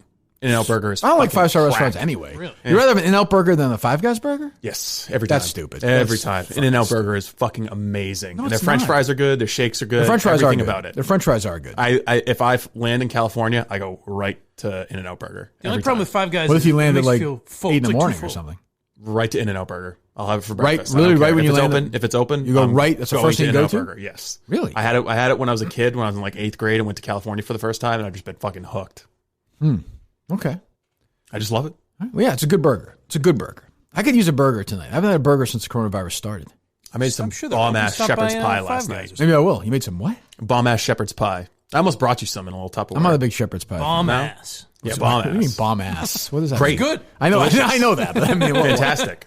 I made a pot roast over the weekend, so instead of ground beef in the shepherd's pie, it's pulled pot roast. Fucking so good. It was a hit? Oh, yeah, it was a hit. You give it to other people in your audience life? of one. Do you don't give it to anybody else? No, I had to make a vegetarian version for my wife. Why don't you? She liked hers. Why don't you bring some to the doctors and nurses? You're a fucking asshole. That's true. Well, Friday. That's true. Clap Yeah. for 'em. Friday after the clap-a-thon. Throw the top. Throw the food at them. Yeah, just cheer them. I'm telling you, these people don't. These people think that they're pariahs. They think America hates them right now. It's been tough on them, so it'll be nice to. Well, it probably has been tough on them, but I mean, I think from that aspect. Yes. I do think people, maybe they don't. Maybe they don't. You know what? Put your hands together. They're probably more worried because 20% of them have coronavirus. Yeah, that would some be a bigger crazy issue. percentage. I think they might just more want clinical trials of new drugs and treatments. And Here's what I don't I think get. we could cheer this virus away. Yes, so we'll find out. Governor Baker said yesterday that the peak is going to be between April 7th and 17th, he thinks. Okay. Why is that going to be the case? I would think that at that point, everyone's been... That's when they think that the social distancing will kick in. So why would it be its peak then? He's saying it peaks because, at that point. Because if like two weeks from when the social distancing kicked in, you'll have your last wave of people who we're are still... We're at 2 weeks. The kids have been out of school since... Yeah, but I mean, I think Fridays it depends on when the extreme measures kicked in and the stay-at-home orders were finally being obeyed. He's probably going by the stay-at-home order. Yeah, so there's the last round of people who would have been infected before all these social practices started taking. A week effect. ago today was when the emergency. So he's probably going a week from today. Yeah. That'd be the But 7th or again, whatever. I mean, who the fuck knows? I mean, maybe it takes 2 weeks to become symptomatic. Maybe it takes 3 weeks, 4 weeks. Nobody knows anything. Rudy Gobert just started feeling sick. Like he just lost his sense of smell or something like that. Yeah, that's and one that of was the- what yeah, that's almost one a of the month symptoms. ago, right? Yeah, I saw Marcus Smart just said he's cleared or whatever yesterday or something. Yeah. So, I mean, that was a month ago, Rudy Gobert? No, is that true? Jesus. When You did that might start? be right. I mean, beginning of March, right? Yeah, maybe only a couple weeks. March just feels like there's been epic time dilation. It just seems like this month's been going on forever. Yeah, so maybe only 2 weeks, but Now, you might be right. I mean, I don't even know, but Jesus. I just think that it's always good to take with a grain of salt everything, but also the statements of public officials about the virus, because everything is just best guesses at this point. Well, there you go. yes, a healthy dose of salt. Jesus. Whether it's in information or as food. And I can't get my hair cut, so it's a concern. Steve could cut it if we get No, enough I don't money. want anybody touching it. No. I'm going to let it grow out until when I see my barber, I have a nice long conversation. I'll have a few more jokes, built up. Probably waiting. Probably. Anticipating. Is there more humor to plumb out of coronavirus? I think we'll be so excited to see each other again. Everyone will be so happy to be walking around and outside and in restaurants that the jokes will be funnier, I think. I hope. Oh, sure. You'll get the, like when he's about to tell you, oh, you sure this is okay? Yeah, that whole thing. Yeah. Jeez, Should I be looks wearing good. a mask for Yeah, this? Right. Yeah, I didn't know you could grow. Oh, geez, boy. Is there any dark hair in there? Is it all gray? That kind of thing. I'll be like, oh, yeah, what are you going to do? I got a little pepper left in this salt. Yeah. I'll fake cough. We'll do the whole thing. It'll be good. Are you guys entertaining the possibility that things never go back to normal? No, I know you are. But, I mean, how would that... I don't know. In what way? I don't know. Maybe coronavirus just becomes a basic facet of human life, just like influenza. I think eventually we would until just- there's a vaccine. We just all live in our house all the time? Yeah. Eventually not we live would in just our go house, back but to life and the weak die, basically, right? I mean, think we would it's just- sadly at some point that's suppose. going to happen. It's Because at people some point. just want to get outside and do things. I think that's going to win the day, whether it's 3 months from now or 6 months from now. But I think that will happen. But I mean, I'm now of a belief. Whatever football season, I don't think is going to happen. I don't believe that's going to happen. I don't think it's going to be any NBA. I don't think it's going to be any NHL. No Major League Baseball. I think this whole year is going to be cooked, and then next year it's all going to start again. I could be wrong. Yeah, maybe I'll be wrong.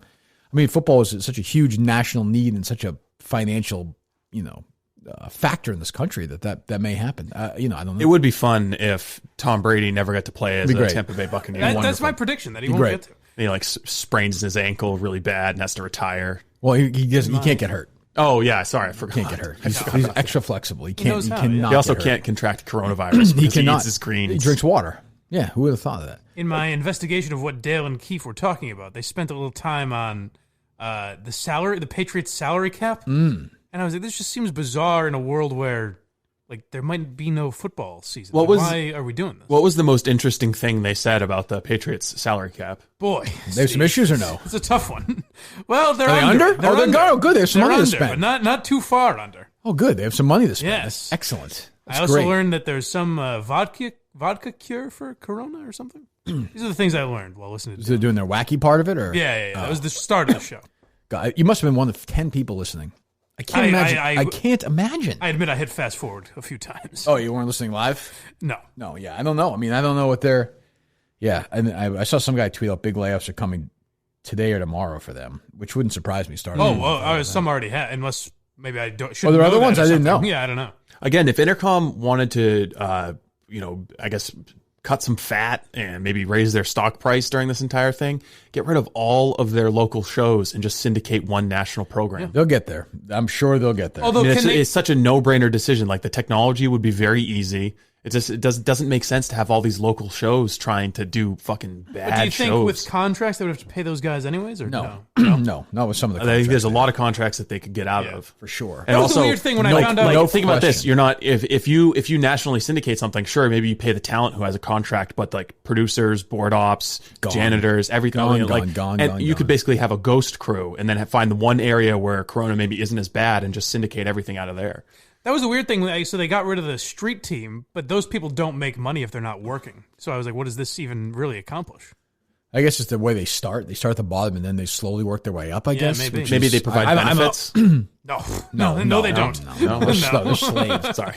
But Nexter, I know, I think somebody said every part-time employee is gone now. Yeah. So, and not just street teamers, I suppose, part-time producers. Looking like that, I think. What's that? Oh, producers, I'm not sure. I thought that's what I heard, like the Moroso types or whatever. Yeah. I mean, I can't imagine they're still there.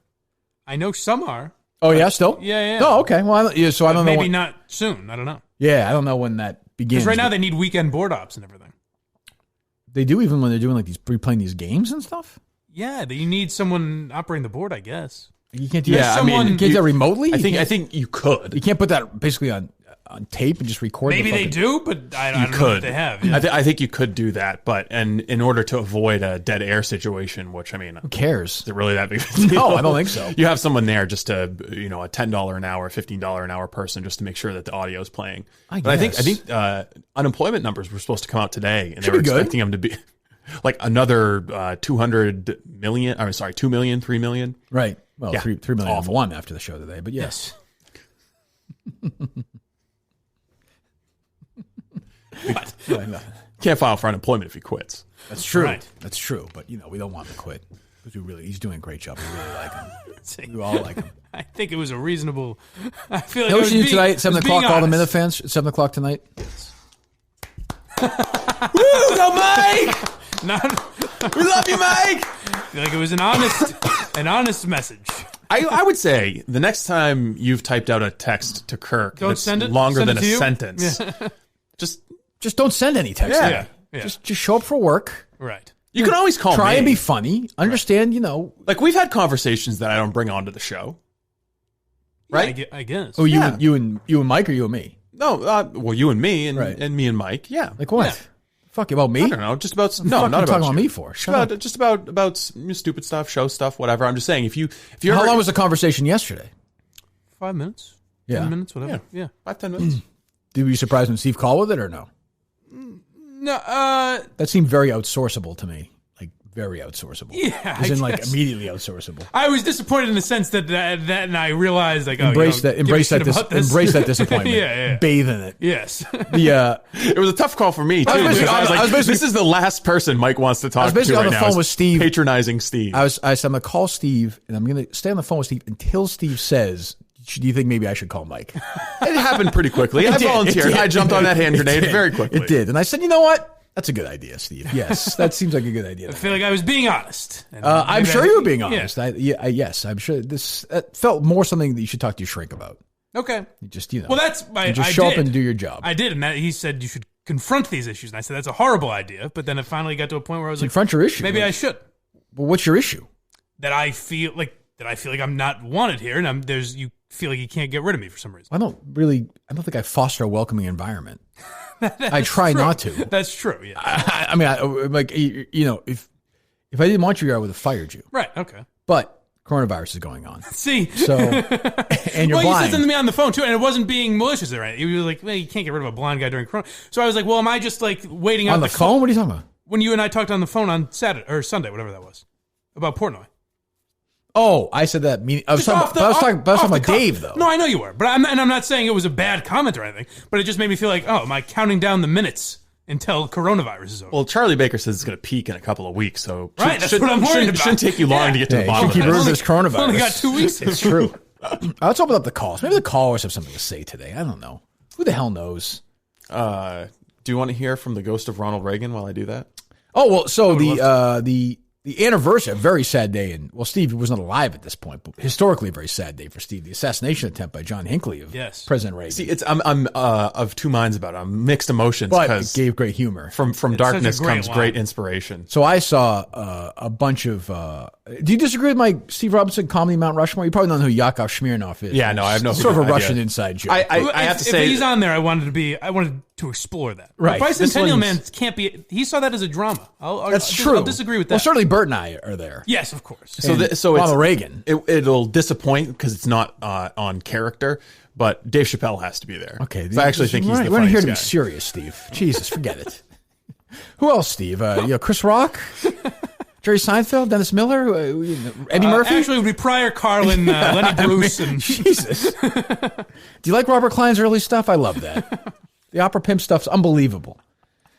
Well, what are you doing? I thought we were getting a little Ronald Reagan. Sorry, I've got to... take your time. We'll do the call thing after. The call sets thing it up. I got So the president, when this happened, had some very funny and amazing quips that definitely were said that were not, part of wait, his... now you're going to be a truther on this? No, I'm saying they were definitely said. Like, they don't seem at all folksy and done in the way to it seems endear like him. incredible presence of mind. Yeah, to endear him to the American people as just folks in this situation. Great. We got a conspiracy theory about Ronald Reagan. So we've heard this is the ghost of Ronald Reagan left us a message, yes. The former president. Yes. President Reagan, your hero.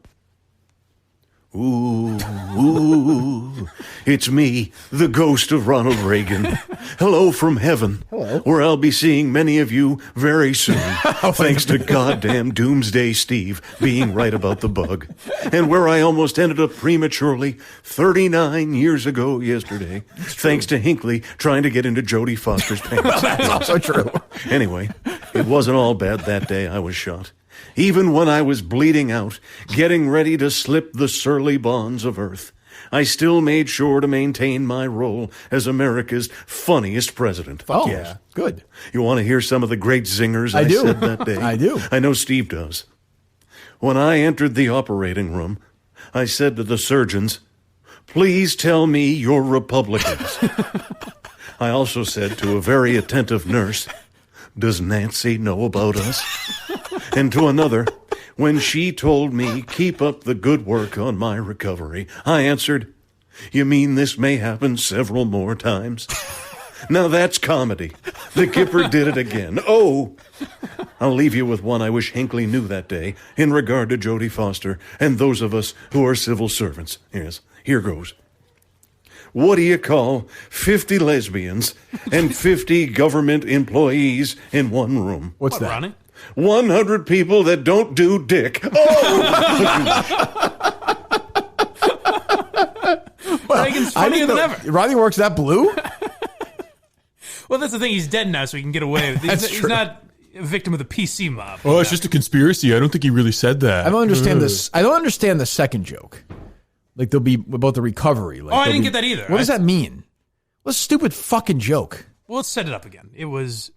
They said, do your best in your recovery. What was it? You're doing really well in your You're doing recovery. really well. And President Reagan said, "Oh, You mean this will happen? This means it'll happen again." Like he'll be reelected to be shot. What Like if you do, as a politician, said- I think as a politician, if you do really well, you're going to get another shot at it. Yeah, but she's saying it's recovery from the shooting. Yeah. Oh, it's a little play on words. I don't think so. I mean, Steve knows that humor better than we do, I guess. But you think No, that's what I'm it is? still, that's my best guess at interpreting it. Yeah, I didn't get that one. There's a whole bunch of them. Also, the Nancy one would be trouble now. A joke about having an affair with That's the nurse. true. That would not he be- was, it doesn't hold up well. He was 90 years old already at that point. He had been fucking just shot. Hey, so was George Bush when he was See grabbing this, ass. You know. That's true. They grab a lot. Yeah. Do you know who George H.W. Bush's favorite musician is? George H.W. Bush's favorite musician, or was? Is this a joke or no? David Copperfield. Okay. That was his joke. Did you say musician or magician? Magician. Oh, okay. That was I thought his you said joke. musician. I thought you said musician. he would That's tell what that threw me. he would tell that joke to women before he pinched their asses from his wheelchair. Oh, that's right. Allegedly. I remember Oh, that. that's true. Yes. Hell of a move. I'm I mean, to a nurse who, yeah, okay. Oh, okay. To daughter Maureen, the attempted assassination ruined one of my best suits.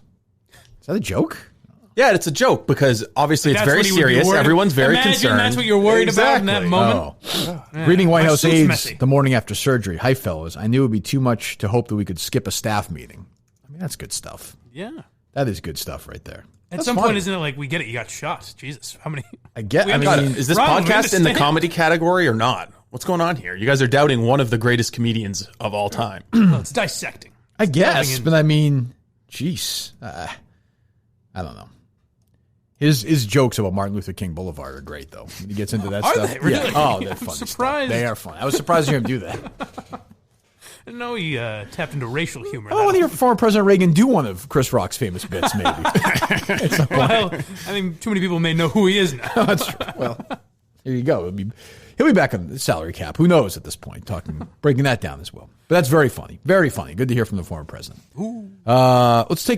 We get the calls open or no? We do. All right. 1 second here. Let me tweet that out, as I always do. They lined up already, Steve? They are. Ready to bitch and moan, I'm sure, about something. They are. All right. You're up first. Hello. 860, you're up. Hey, Kirk. Hey, what's up? Hey, being the movie encyclopedia that you are, I want to see if you can get this hilariously bad movie just by the characteristic chant. Okay. And if you guys want to join in, I think that'd be fun, too. Or not. Either way is fine. Banana way, banana way, banana, banana way, banana way, banana. That's what I'll be doing on my window at That's 7 Sahara? p.m. on Friday. I don't know what that is. What is it? 3 very big words. Only the strong. Ah, okay. There you go. Not familiar. So a ripping start. Yep. Do you have an announcement about movies? Maybe. We'll see as it goes on. Ooh. Perhaps. All right. Perhaps. Hello. Kirky, what's going on, buddy? What's up, motherfucker? Chilling, dude. You know, just chilling like a V. I hear what you're saying, motherfucker. Straight up. Yeah, for sure. West Side. Yeah, I hear you. I'm a big Bruce guy. I wanted to see. Yeah, fuck yeah. Springsteen, your dope. least favorite records. My three least favorite records. Albums by Bruce Springsteen. Is that what you're saying? Yes. Wrecking Ball. Songs off of those records. Wrecking Ball is my least favorite album.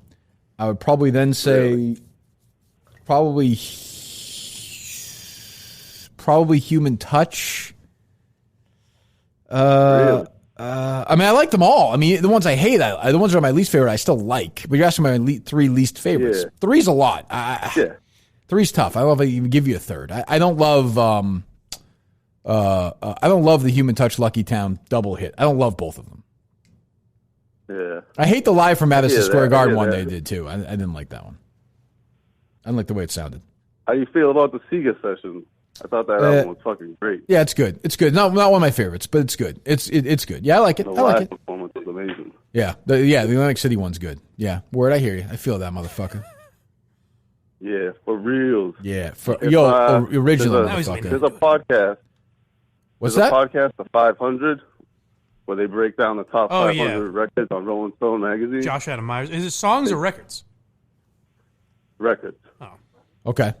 They did Tunnel of Love with Jay Moore. Check that out. With Jay Moore?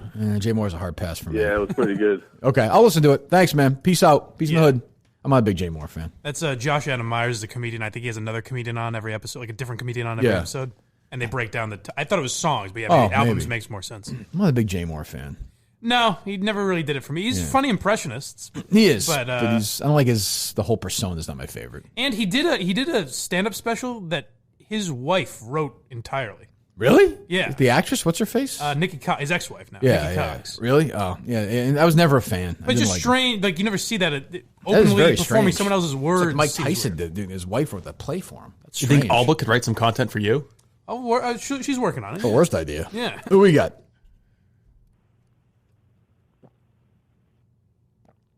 508, you're up. Why does this take so long? Sometimes Hey guys, sorry, I couldn't hear you. But just assume you're on. Just assume you're up when you should hear it. You hear a beep, and that means you're on. Don't you hear a beep? Yes. Okay. Yeah. No problem. Fine. Sorry. Okay. Sorry. So, Kirk, you being such a loyal person, Thank you.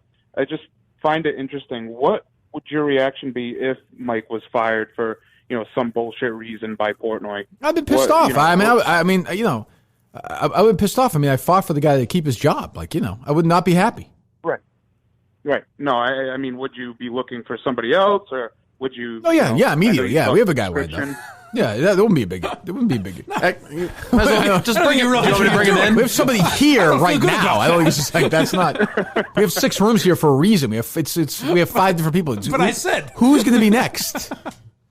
Right. But the idea. I mean, here's my take on it. Maybe I didn't articulate it well yesterday. This is why it's different than the Albright thing.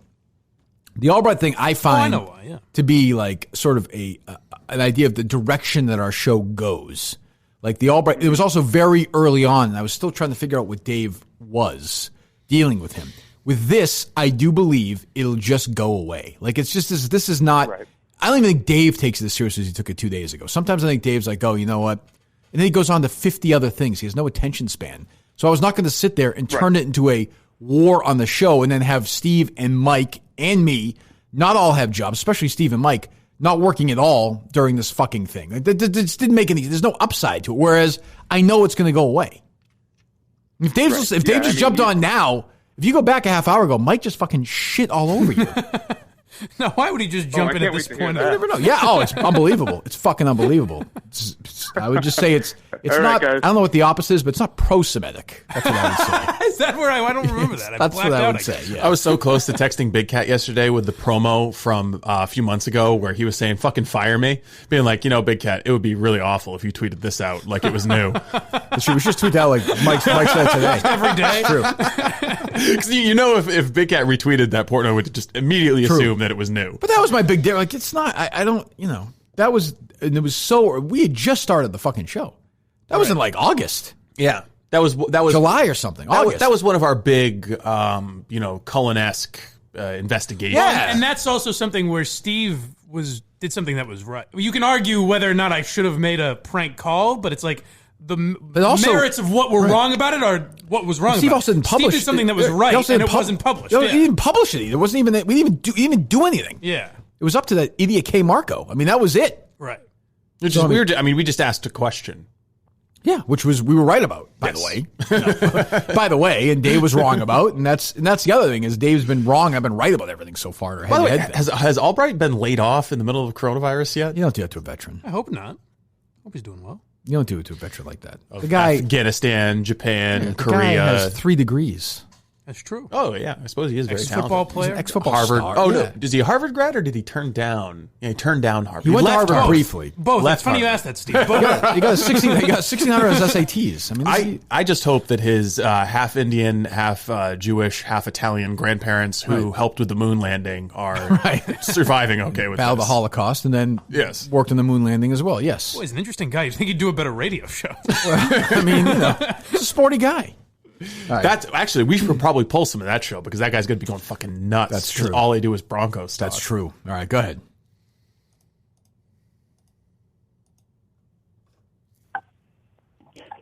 Hello, Kirky. What's up? Hello. Are you a man of honor? Where's this going? I don't know. Not really. Okay. All right. Will you tell me the truth? I'm going to ask you a question. Will you tell me the truth? Sure. Can you admit that the band's version of Atlantic City no, is 10 times that's no better than Bruce Springsteen? No. 10 times. No, I'm happy to answer that. True. No, it's not. Sounds like you're not a man of honor. It's not. You coward. Right, go back to the rest of your miserable day. Wait for this podcast to fill your life. Hello. Hey, guys. Hey, what's up? Huge fan out here in New Mexico. Oh, where are you in New Mexico? Anyways. Where are you in New Mexico? Down here in Carlsbad. I'm down in the oil field West Texas area. I had my tires slashed in New Mexico driving cross country once. What'd you do? Yeah, I didn't do anything. Right. Piss off the wrong guy? I didn't do it. No, it was at a mall near, what's it called? Tucumcari? You know what I'm talking about? No. Rosa, This guy's a something liar. like that. I Anyway. forget the name of the mall, but I went to a mall, went to the food court, and fucking ate at the food court. Had a nice Subway sandwich. Had a meatball sandwich from Subway. That was my problem, Steve. Steve so disgusted by Subway meatball sandwiches. He wants to have 56 straight days. I was poor. Came back and my tires were slashed, and my fucking in my car was keyed. There was a random act of violence. Yeah, the guy cut someone off in traffic or something. I thought maybe, but it wouldn't have. I don't think so because I remember parking. There was no one around. Were you trafficking large amounts of drugs? No, that's the thing. I wasn't. This was pre Breaking Bad. So I went and there's like a little garage right in a little downtown. I forget the name of the town. I want to say that's what it's called. The guy was like, yeah, he's like, some of these guys see out of state plates, so they just fucking flip out. Oh, Jesus like, Christ! Fuck, a little xenophobia down in New Mexico. What the fuck? Jesus. Anyway, That sounds about right. Go ahead. It's fucking Massachusetts asshole. Well, my question Yeah, right? I mean- is a completely off-topic, random one. From that, yeah, I would was imagine. Wondering if the actually a Wilbur teacher show getting pushed to like 2023 or whenever that's going to happen. We have no Wilbur show update. We go ahead. Is Steve ever going to have to answer to a lie detector test? That's a good question. Coronavirus has pushed that back again. Every which is tragedy interesting. seems to save Steve, whether it's Stella dying. Right. It's interesting. I don't know. I mean, we have no Wilbur update. We've not heard, I don't think, Steve, from the Wilbur. No, we have not. Except for they keep sending out their email blasts with all their shows TBD. Yeah. I mean, I say the fall. I don't know. It could be the winter. I have no idea. We're going to do the shows. That's for sure. Are you going to the shows? I am not. I wish I could. Fuck do you care? New then? Mexico and stuff too far. Why do you care? Pal? Oh, I don't care. It's like 7 o'clock. It's 7 o'clock in the morning in New Mexico, and you're waiting around to call this show and ask about the Wilbur show. But you say you don't care. A show that you're not going to, you don't care I'm about. at work right now. So. Oh, how is New Mexico? Is New Mexico hit hard or no? I don't even know.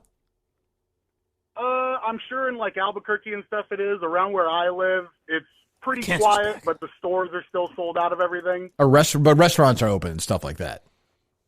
Oh, no. No, the Trump, I guess They're the all tree, closed. right. They're all doing delivery. It's kind of just like there, except just not as actually terrifying. Right.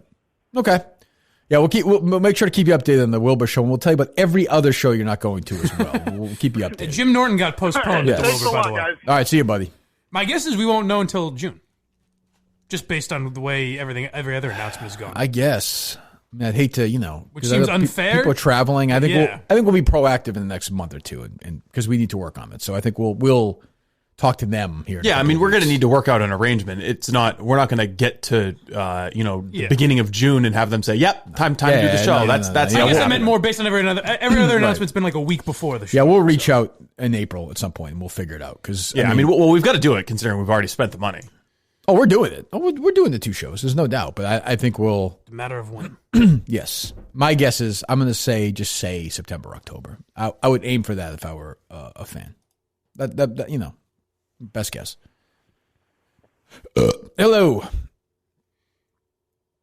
We got calls, Steve. They're lined up. They're ready to go. All right, who we got? Who we got here? This is Will. I'm 1/3 of the Cunts group chat. Oh, wow. One of the cunts. There's only 3 cunts, huh? Yeah, I think there's 3 cunts. Yes, I heard you guys trying to figure out where the name. Yeah, where the name come from? We didn't get a great response from your cohort yesterday. Well, it's not that exciting, to be honest. I believe it. One day, the other 2 cunts were being a bit cunty, and they were just chirp, and I didn't feel like answering them. So instead of answering, I just changed the name of the group to Cunts. You're a motherfucker. So this is the leader. You're a motherfucker. This is the guy I wanted to talk to. Are you the top cunt? I would say I'm the top cunt. Yeah. Okay, I'm guessing you want to talk to Mike Geary. Go ahead. I do, yeah. I just wanted to congratulate Mike on his great strategy of being called sensitive and then turning into the most rattled pussy I've ever heard. See, yesterday I don't think that was the case. Today you could listen to the show; you'll enjoy it. But yesterday I don't think responding to someone is being sensitive. Well, Mike, there's responding, and then there's not letting someone speak and throwing an entire bitch fit. You seem like a reasonable man, Will. I didn't want to let that guy trying to speak. What was that? I said, you seem like a reasonable guy, so I'll have a conversation. The other guy was just an idiot. I don't know about that. I think he was maybe... He didn't come off great, Will. You've already given more examples than he did.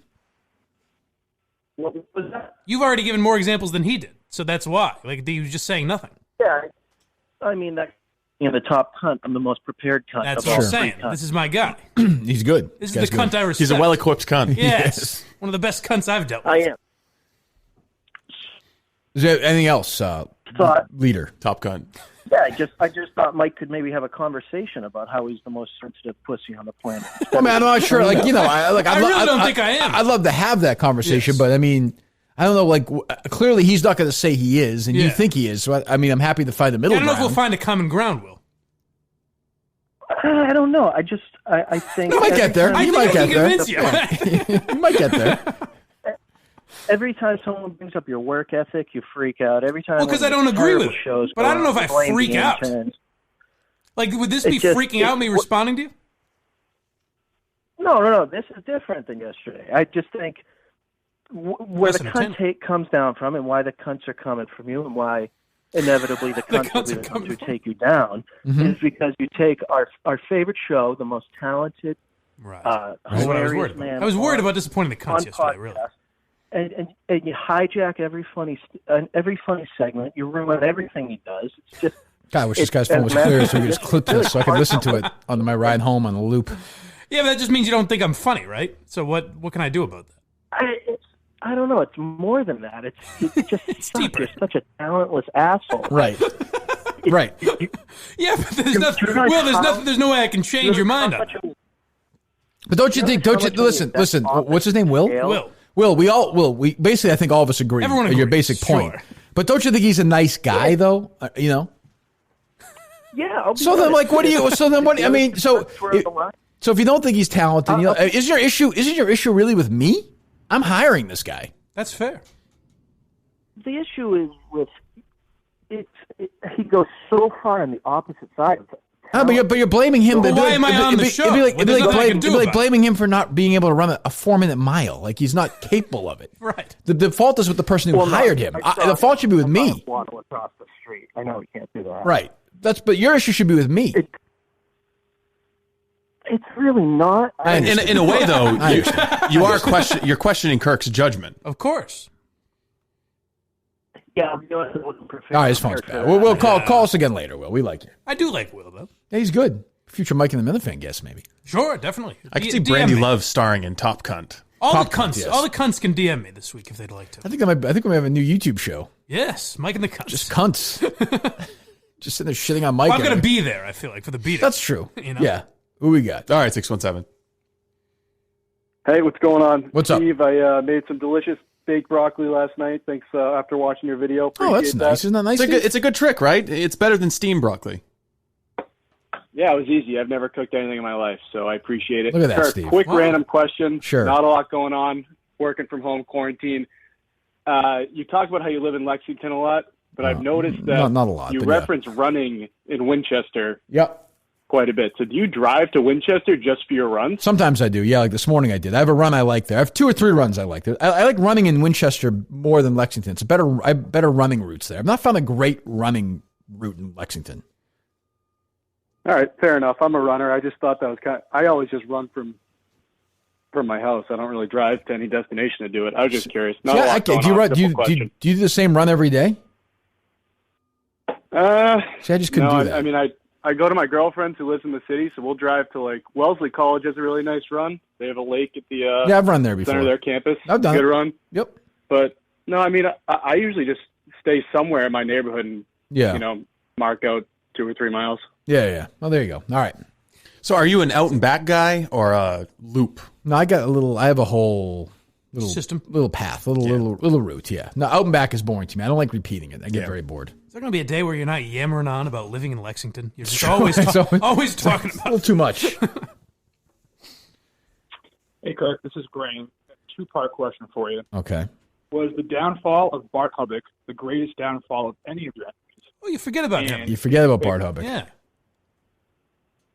And if you could have any enemy to implode as epically as him, who would it be, and what would you like to happen to them?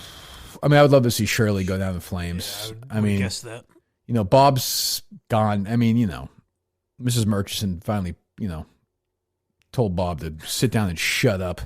Put him in his so he's gone away for now. He'll be back. But Shirley, it'd be fun to see Shirley professionally implode. I mean, that would be great. Bart Hubbock was great, but he wasn't even like, he hated me, but he was so dumb that you knew. He was so dumb and was so willing to say stuff and wanted to be noticed that you knew he was going to light himself on fire at some point. It was just inevitable. Was that purely over Deflategate? I'm fuzzy on that now. Me and Bart Hubbock? Yeah. Yeah, which wasn't even like, it was just funny to me because he was so crazy. Like, I didn't really care. He tried to get you. Yeah, he has something to do with the. He clipped the Goodell. thing? He clipped the Yeah, Goodell okay. TV thing and made it sound like I said the crafts to murder Goodell. Right. So those pussies at Comcast kept me off the air for like a year. I still can't believe it went back. That was embarrassing. Yeah, Shirley would be my first pick, but it's not even close. Yeah, that'd be great. Yeah, there's no one else really in that because Bobby wouldn't have a public. Right. There's Shirley, Bob, and Jerry. Yeah. Go ahead. The one thing I will give Bart credit for is at least he had the balls to come on your podcast. Absolutely. His fucking phone sucked, but yeah, he did. No chance Shirley will do that. Oh, God, no. I have way more respect for Bart Hubbock than I do for Shirley. She might. Her phone. She'll be on the train. That's her phone true. Won't be great. Way more. That's exactly right. Yeah. No. And I almost like weirdly like Bart Hubbock in a way because he's so fucking crazy. Like, I never really hated him. He was just so fucking nuts. I mean, his meltdown was of epic proportions. Crazy. I've never seen anyone just Crazy. light himself on fire like that. Crazy. All right, man. Who's the other guy from Indy that you guys fought with? It was him and Greg someone else, Doyle? right? Yes, that's right. Yeah. And I always thought he was like a good sport and was in on the joke, and then he just took it seriously and went away. Yeah. I don't It was know. a weird time. It was. It was really not that serious a thing. Did you read the Wells report? I mean, really? Who's this? Hey, good morning. Hello. What's up? Kirk, got a question for you, film question real quick. Are these lines still? I know I ask all the time. Are they line up? These people want to talk? All right. What do you want? Film, movies, motion pictures. I got you. The art o cinema. Yes. So obviously we all know you're a huge Rocky fan. I am myself as well. Can you rank those for me? Sure, I'm happy to do that. I will go in terms of the quality of the film or rewatchability for me. Personal favorite. Okay, personal favorite in terms of rewatchability. 3, 4, 2, 1. 3, 4, 2, 1. Creed 2, Creed 5. Creed 2 better than Creed? Yeah, it has Drago in it. Don't even talk about Rocky 5, right? Well, I mean, yeah, it doesn't really exist, but I had to have the conversation, so I put that dead last. Yeah. Well, I was going to ask you. Obviously, you have seen the Creed movies. What are your thoughts on them? I love them. They're great. They're fucking great. I was so nervous when they announced. I was like, this is going to suck. It's going to be embarrassing. I remember being in the theater seeing Creed for the first time when Stallone's in that first scene at the restaurant, and he was so great in it. I was like, this is fucking awesome. Stallone is actually legitimately great in a really fun fucking Rocky reboot. He should have won the Oscar that year. That was a joke. He was nominated. Mark Rylance won for Bridge of Spies. Oh, right. Stallone should have won that year. A fucking travesty. Was Creed 2 actually good, or you just liked Creed 2 was great. Creed 2 was a good sequel. I haven't seen Total that yet. fan service. I did the same thing you did. I thought that would disappoint me. That was really good. Oh, okay. Did you think Creed 2 was good? It's pretty good. Okay. Ringing endorsement. Is Rocky 5 Balboa? Oh, I forgot Rocky Balboa. Rocky Balboa, then Rocky 5. Oh, okay. Yeah. Rocky 5 was terrible. Fuck, I don't want to talk about it. Fucking terrible. I forgot about Rocky Balboa. Rocky 5 was worse than Rocky Balboa. Way worse. Oh, really? Rocky Balboa is fucking the Godfather compared to Rocky. Oh, Jesus. Because I haven't seen Rocky 5, but I've seen Balboa. It's a disaster. It's a fucking disaster. Stallone's the greatest. Who's this? Who am I speaking to? Hey, oh, boy. All right, so for Bruce, I want to go with Jungle Land. For Hackman, I'm going to go with The Firm. And for Connery, I want to go with Hunt for Red October. Who the fuck asked you? For my top for all. Am I calling you? Am I calling you and asking you? Well, great. Hey, just so you guys know. What'd you have for breakfast this morning? I mean, Jesus Christ. Would you just tell random people that? No, but I'm talking to podcast too. Your favorite movie, your favorite Gene Hackman movie performance is in The Firm? Okay, I was born in the 90s. What's his character's name? What's his character's name? All the time. What's his character's name? This guy was born in the 90s? You just sound old. I was born. What's his character's name in The Firm? Steve, shut the fuck up. You sound like you're 50. You do sound really old. You do sound old. How old are you? Well, I'm old at heart. Were you born in 1990? Like January 1st at the earliest possible time? 1890. 1990? Yes, sir. So how old does that make you? 30? 29. 29. You're 29 years old? Yeah. You don't sound it. And your favorite Gene Hackman performance in The Firm, which was in 90. You're a fan of Bruce Hackman and Sean It was Connery? 93 anyway. I mean, it wasn't like, I don't understand. Are you lying? I don't know, man. It was always on TNT when I was growing up. Yeah, he's good in it. No, it's a good Hackman performance. I like The Firm. The Firm's good. He's trying to use young language to fool us. I don't know, man. Yeah, man. 1990. All right, he's a liar, but that's fine. Poor guy. He does sound old. He did sound much older than 30. Hello. Take a few more. Fuck out of here. Hello, this is Kelly Martin calling in from New York. Hi, Kelly. How you doing? I'm calling to bury the hatchet. Oh, okay. What? So, because I can't get anyone booked on any of these other crap shows, I've turned over to sales. Okay. Where are we going with this? Oh, well, I have some recommendations for companies that you could advertise so that all of us can make some money in this time. Okay. It sounds like you're putting stuff away, Kelly, in your house. Am I hearing things in the background? Of course. I'm stuck in this freaking apartment like the rest of New York City. Oh, okay. Was that a child, Kelly? Kelly, was that a child? It is a child. I don't know you very well, Kelly. I don't know if you have a child or not.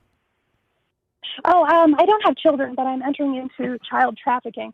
Oh, I'm trying to make it's pretty witty, Kelly. I gotta say, you're funnier than I remember you. You're entering into. Hold on, you're entering into child trafficking during the coronavirus. Is that easier or harder when this is going on? Because I know Steve, the dog stuff is harder, right? Make more money. Yeah, it's been hard to find a dog. Look, might have an appointment tomorrow. You want a kid? I mean, she sounds like Kelly's. Describe the kid for me. What do we got for sale here, Kelly? Is it purebred? Well, we have kind of a quarter minority. That's great because then you have all the exotic features, but they're still white, so people still want to buy them. But Kelly, I don't think this took a dark turn. Kelly, I don't think that's how you want to be represented. I'm just saying, I'm here to make money, and that's why I want to reach out to you guys about potential new clients. Okay, well, go ahead. I don't mean to get in the way of your script, nor this screaming, starving child. So go ahead, Kelly. Hey, I'm not MHB. The kid's fed. That's DEC, but that's okay. But you also do the show every day. That's okay. MHB is plenty fed. That's not an issue. So what products are you selling, Kelly? Well, I have a specialized product for each of you. So, for instance, for Blind Mike, I have a VPN-S client that helps you mask your social media profile so that, say, potential future employers or in-laws won't know that your highest taxable income came from Cameo this year. That's funny. Mike can't say anything. Mike can't really respond. Well, it's a parody account. He hasn't been fired yet. I didn't get to that level with Dave. We did the script wasn't that the rules weren't that clear, so I don't know. All right, how about for Steve, Kelly? Well, it's not the end of the week. Well, for Steve, he's a self-made American man. He is. True. So I have this luxury linen brand. It's called Bedford Forest Linens. Okay. It's perfect for him because it's luxury and class at a 2.5 pundit budget. On top of that, they offered customized monographing, measurements, and hoods. I could see with monogram stuff. Do you have anything like that? I don't know. You don't? You have any SE? No. No, that's too bad. Okay, Kelly. Before you feed the bottle to the baby here. How about for the host of this show, Kirk Minahan? Well, because you've done such a good job with raising mental health awareness and releasing the stigma. Thank you. There's been an uptick in drug use during this coronavirus epidemic. Mm-hmm. So we're hoping that you can bring the same awareness to drug use, specifically, and getting people to methadone clinics. So there's methadone clinics all around the region that would like to use you for the before picture. Okay. That's very hurtful. It's not very nice, Kelly. Consider it. Give me a call back. Email me, Steve, if you want to take up the offers, and I look forward to listening to the show in the future, gentlemen. All right, Kelly. I will email you, Kelly. Thank you, Kelly. Goodbye. I think that was Kelly Martin. I think it was Kelly Martin as well. I do. Well, I don't know what you're talking about. When improv is done well, I am impressed by it. She came out of this. That was a good, strong moment. All right, caller. Hello. Hey, guys. What's up? Hey, what's up? Hey, what's going on, Dan? How you doing? I'm great. Look, you know my voice now. I was just calling. We just had Kelly Martin on. Did you hear? Oh, I did hear her. The methadone joke was not very funny. Do you think that was her? Probably on the nose, but not very funny. That wasn't her, was it? It might have been. Okay, you got to be safe. Because she said that she's got a baby in her, she's trafficking children at this point. So I don't know. If that's her, that's fine. I guess everyone's trying to make a buck. How are you doing? Okay, that's not her. Okay, I'm doing great. I was calling because you guys know I'm a huge sports guy. Yeah, Love sure. talking about sports. Sure. Did you guys see this picture of Aroldis Chapman on the Yankees? His arm is looking huge. Any Yankee fans wanted to? I'm not able to talk to any Yankee fans. Right. I'm shut in my house.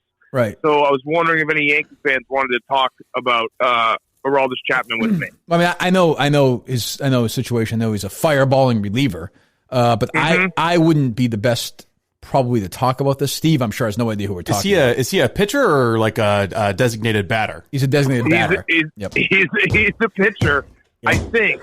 I don't know. Maybe he's not. I mean, what did you call the crowd once at the game, Steve? What did you say? The audience. The audience. Yeah, there's not going to be an audience for a Yankees game for quite a while. No, I would imagine. Not. So, but a long way of saying, I think you're asking me to turn the floor over to somebody who could speak with some articulation about the Yankees situation. Yeah, that's not me. I'm looking for anyone. Francesco's only on Sundays now, so I don't really have anyone I can talk to. Is he taking calls or no? I don't know if he's taking calls. Okay. Actually. Yeah. He might be. Right. I'm not sure. Yeah, I'm not 100% sure. I mean, I'm just saying, given that there are people like dying like every day by, a lot in your great city, like for him to take phone calls seems inappropriate and just not the right thing to do right now, in my opinion. I don't know.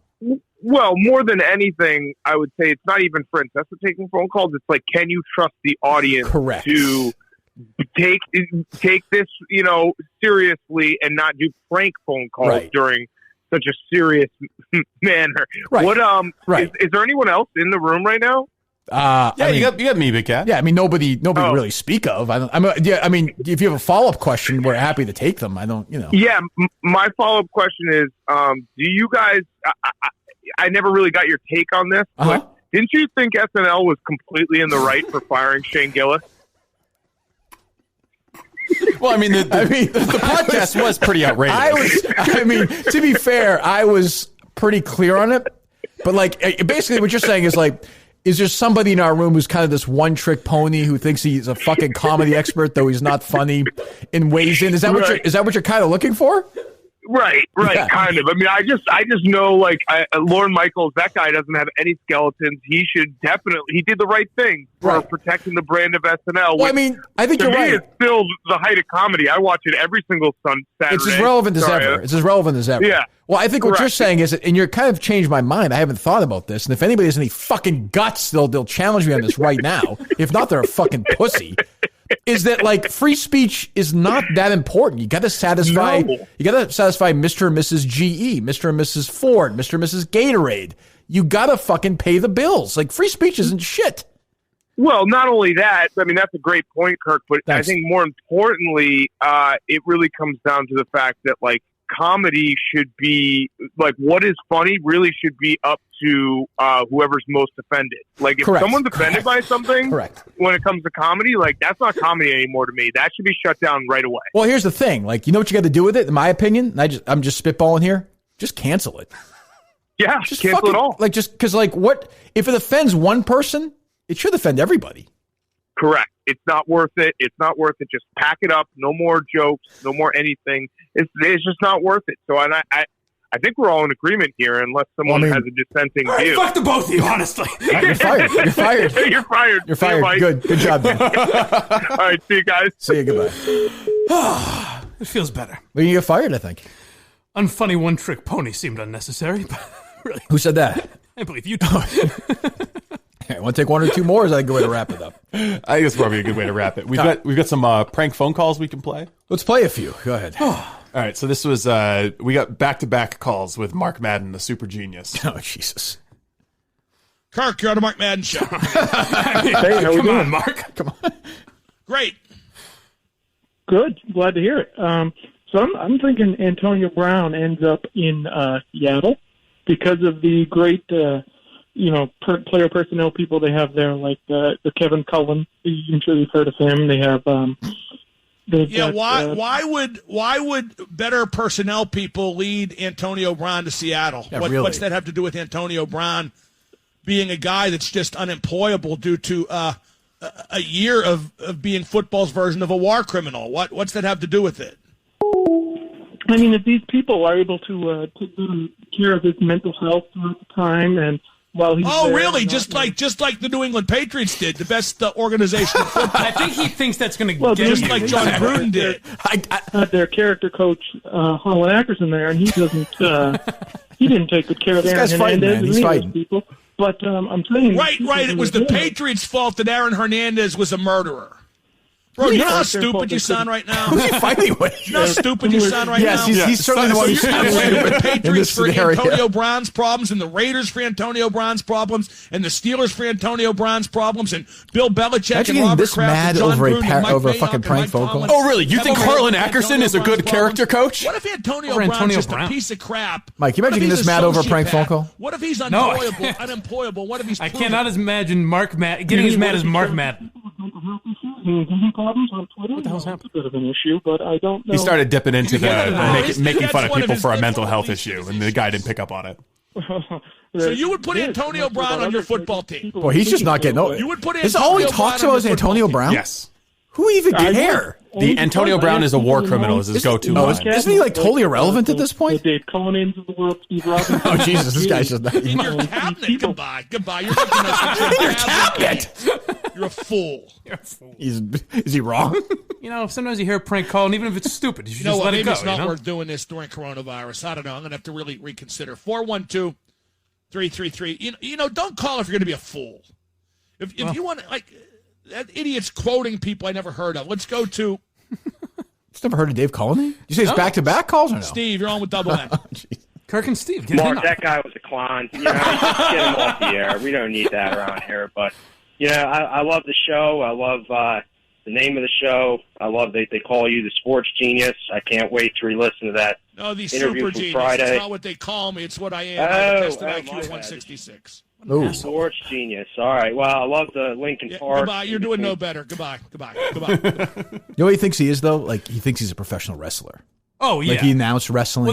That's what he was, right? Yeah. Well, I don't think he was a wrestler, obviously. But a manager or something? Yeah, he was on TV for he thinks he's like a bad guy in wrestling. That's his persona. It's funny that he's got a tested IQ of 166 and he's not smart enough to avoid diabetes. I find that or a prank fucking phone call. I find that impossible to believe. I don't know what. Yeah, what it's almost like he's lying. Stands out to me. Yeah, he's a fucking idiot. And he's but screaming. 166 is not a number you lie. That's like. I'll tell. It's funny you said too that. Outrageous. The only human being I have ever dealt with, I swear in the lives of my children, that ever mentioned this IQ to me in a conversation. Can I guess? Yes. John Dennis? Dale Arnold. Oh, really? Yeah. Dale's like, I'm, it was it was the fucking first show I ever did with Dale. It was it's a signature anecdote of his. Yeah.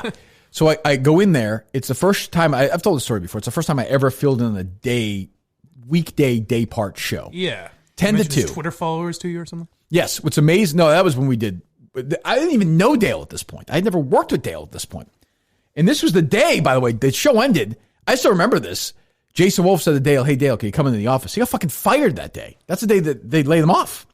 Oh, really? Yeah, I filled in. Jesus. My name's Dale Arnold. Hey, Dale. So we were sitting there before the show in his office, and it was like everyone's just like, listen, Dale's a fucking asshole. Dale's an asshole. Everyone told me this. Dale's just a prick. He's a fucking asshole. Da, da, da. So we're sitting there before the show, and we're going over topics. Jimmy Stewart came in. He's the producer. He produces Felger Maz now. Nice guy. Gave a couple of examples of something. I forget what it was. And Dale was like, I was blessed with 142 IQ, and I can't figure that out. And he said it I think I probably have a much higher IQ than you do, I suspect. It's weird because that doesn't even sound like Biden. It just sounds like a random guy. And I remember thinking, boy, what an odd thing to say. I think people with 140 IQs and above never mention it, would be my guess. I guess. I don't think you're bragging about it that often if you're really that smart. Yeah, I don't think I have a fucking high IQ at all. But I'm sure you do. I don't even know. I don't think. Who knows? I would imagine you do. There's certain things in the test that I'm sure I wouldn't. There's you probably have to brush up on geometry and calculus. Right? I get none of that right now. None of it. I probably have an IQ of 40. Because I can't do any geometry. I don't even think that makes you that smart if your IQ is that high. I mean, it's an age-old question of how you measure intelligence, and IQ is just one way to do it. Wasn't it like on the Stern Show, Baba Booey had the highest or something like that? So, yeah. Take a look out there, Steve. You see a street? That's where my IQ is. I got street IQ. There 240. Okay, Kev. Yeah, that's what he got. Ryan Minahan called 102.5 The Bone. He didn't tell me that. Really? Oh, maybe. And I get most of my information on Facebook. And you think it was really him? I don't know. 2 plus 2 equals 5. Jesus. Ryan, what's up? Yo, what up? This coronavirus is whack, yo. Listening to some Dr. Dre. Yeah. Going out. Yo, this is whack. I agree. 727-579-1025. I'm going to give these calls about 15 seconds. If they, you know. Do you think that was a real person or a caricature? Oh, boy, they were on to it. Boy, that producer, man, is. I think that's an offensive speculation, to be honest. Why can't a person talk like that? That's funny. See, those are the ones I like. That's funny shit. Just a little nugget on the show and then you run with it. Yeah. All right, we got Latino Kirk making a run at Iowa. Oh, okay. That's a state, right? It is. What is that? Lucas is celebrating in. Is that one ear Iowa. on yours too, or no? Lucas, I think so. welcome to the Or I'm having a What's stroke. your situation, my friend? Hi, Jeff. I'm good. How are you? I'm doing great, man. Yeah, I'm actually a doctor, specialized epidemiologist. I'm stuck here from Mexico. I came for a research, got stuck and decided to stay to not risk the family, stay in a house. But I actually called to reinforce how important it is for people to stay at home. I was walking through downtown Des Moines last week, and I saw actually 2 homeless people not worrying about anything. One seemed to be blind and leaking post, the lamppost, screaming he wasn't afraid of virus. The other one, earring on his ear, singing songs. Things are really bad. And from things that I've been reading, people should just stay at home. I met up with this doctor, Dr. Steve Robinson, who issues the Robinson Report. He has some interesting takes on the virus and the development of the have you heard about those, how do I call, the development of the Mincels that apparently are affecting people's ability to view objects and videos? Have you heard about that? No, I haven't. Yeah, so is it just me or is English getting worse on the prank phone calls? I cannot emphasize enough how people should stay at home. I think we see cases everywhere. Like the naysayers. I don't know if you heard that.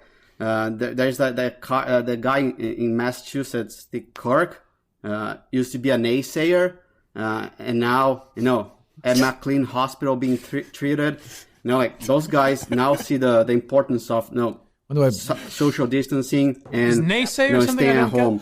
So I know what's going through this host's mind. It's like, this guy, I can't hang up on him because he's got broken English. He's I foreign. was just about to ask, is there some, no offense to Latino Kirk, but I've noticed that a lot in radio where they're afraid to hang up on a... You can't hang up on someone. Everything they say is a great point. Yeah. Yep, that's really... Thank terrific. you so much for that call. Like the perfect affirmative action treatment. Well, he tried. Yeah, it was a good first try. I don't know. Do we check Iowa off? I wouldn't go that far. Got plenty of references. They had both members of that couple call in, right? We have? This Yes. is Latino Kirk making a prank call as well. Rapidly becoming a Minifan power couple. Yes. No, for sure. I think they might lead the charge right now. Now that I would obviously think so. and Didi have retired, I guess. they've got to be up there. I think they might be the lead right now. Huh. Anything else, Steve? I guess the last thing I have is Jerry Callahan's review of Tiger King. Specifically, I think Carol from Tiger King. Everyone's talking about it. When did he talk about this? I think yesterday. Right on the nose. What's next, Jay? Making a murder? She was smoking hot as a kid. Jesus, Jerry. Wait a minute, what? She was smoking hot as a kid. Now, I hope you don't pair that with another incriminating piece of I was sense. in the clubhouse all the time, raping boys. She was smoking hot as a kid. She's got a predilection, man. I'm not going to, listen, God bless him. I listened to you guys a lot, and I never noticed that with Jerry. What's that? I never noticed that side of him coming out. We kept it. But it seems like he's talking about it a lot. Well, he's free now. He's got his podcast. He can let it rip. Power. That's true on the internet. I guess you can say whatever. He talked about that yesterday? I think so, yeah. Jesus. All right. Times are crazy right now. We know that. Makes a pretty significant lifestyle adjustments. We're spending more time than ever at home on our digital screens. It That's why the team over at Movement, MVMT, want to make sure you're taking care of your eyes with their EverScroll blue light filtering glasses. Again, if you're watching TV all day or Tiger King or reading books or doing whatever, they protect your eyes from the damaging effects of the blue light, like headaches, eye strain, poor sleep, and they look great doing that. You don't want headaches. You don't want lousy sleep during this. Like I said yesterday, it's the only time of the day you're looking forward to is when you fucking fall asleep, and hopefully the next day's better. The blue light actually stops your brain from automatically producing melatonin, which allows you to fall into your circadian rhythm and fall asleep. So if you filter it out, your body is more naturally prepared for sleep. I'll believe that for argument's sake. It starts at just $60. You take care of yourself with better sleep, better focus, and better styles. By the way, frames are crafted with premium stainless steel for optimal balance, comfort, and durability. As a glasses wear, especially for reading, I can tell you that's important. You don't want these. It's nothing worse than an uncomfortable pair of glasses, Steve. You know, where it's too tight. Or Mike, there's literally nothing worse than not. I know, it must be rough. It's not right when you're uncomfortable. When I can see, when your but at what eyesight is cost? improved completely to like 20/10 vision, but yet it's a little uncomfortable. I can imagine. I mean, if I get like a little speck on my glasses, and I get break them, throw them away. Yeah, no, I throw or a you get complete that hissy fit. Or you get the little eye bugs. Oh, that's the fucking literally is nothing The worst. Right. Nothing worse than I can that. imagine. Ruins your day. It does. It can ruin your entire day. Sure. Get 15% off today with free shipping and free returns by going to mvmt.com/Kirk. mvmt.com/Kirk. Get the EverScroll solution. Better sleep, better focus, better style. mvmt.com/Kirk. Join the movement. Do that today. Ooh, Anything else? This is not good. What do we got? Whole Foods employees are planning a nationwide sick out. I saw that. Ooh, do you shop at Whole Foods? A little bit, but yeah, that's not good. Not going to be great. Might have to hit the So what is grocery their store. what is their issue? What's their issue?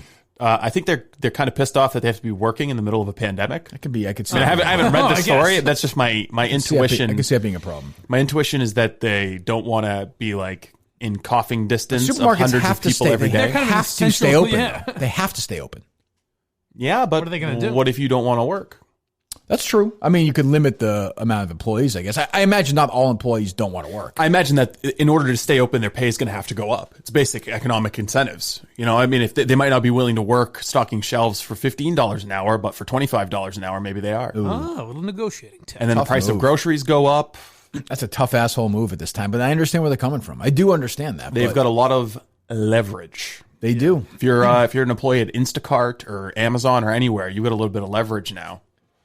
I guess, but do you want to be the person who uses this coronavirus for leverage? Yes.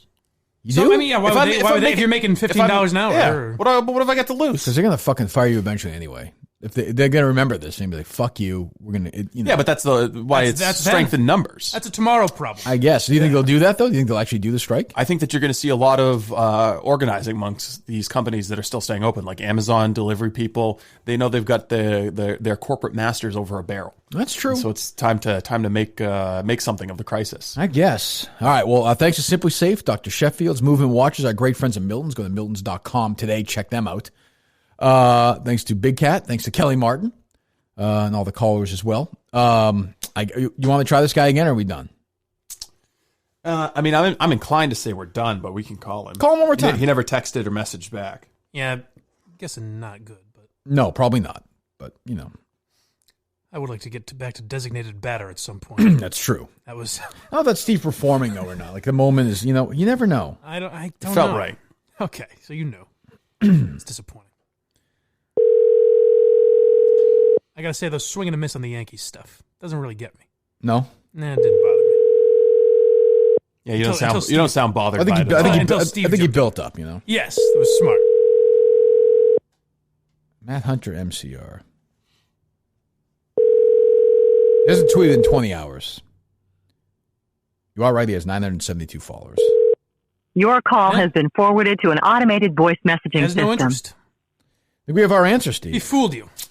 It made you look like a. But he tweeted publicly. I know, it's weird. I'm going to go on and fuck these guys up on the podcast. What did he say? Well, he didn't tweet that, I don't think. Yeah, but I mean, that was the general thrust of it. Like, He was invited on Barstool Podcast to discuss how Robbie Fox is the antithesis of journalism, especially in his recent interview with Dana White. So, I don't know. Maybe he's just saying he was invited. Maybe he didn't say he was coming on. That's true.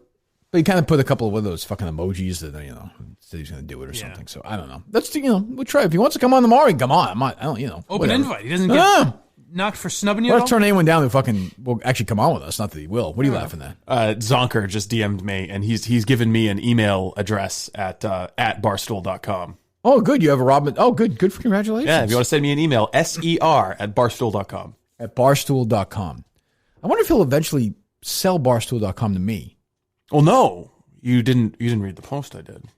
I know I didn't. No, he says he's not going to sell it to you because that'd be too close to Dave. Oh, that's right. I did hear that. He's going to leave it in his will to Mike. I did read that. His will to Mike. It'd be great.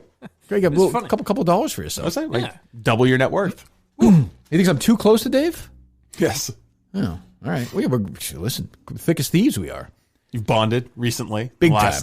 Big time. 2-3 days. Oh, my God. We're having a, Zoom lunch today. We're just going to hang out, talk, bullshit. A Zoom lunch? Is that anything like a Rush lunch? It's exactly like that. How's Rush doing? Is Rush one of these deniers or no? I have to be honest, haven't listened much, but he has lung cancer, so I'm assuming probably not great. Oh, right. How about your boss, your old boss? Is he still denying away or no? I haven't been listening. You're not tweeting those death updates anymore? What, I mean, still saying zero yeah, deaths? Well, he was very into that. Yeah, a lot of people were.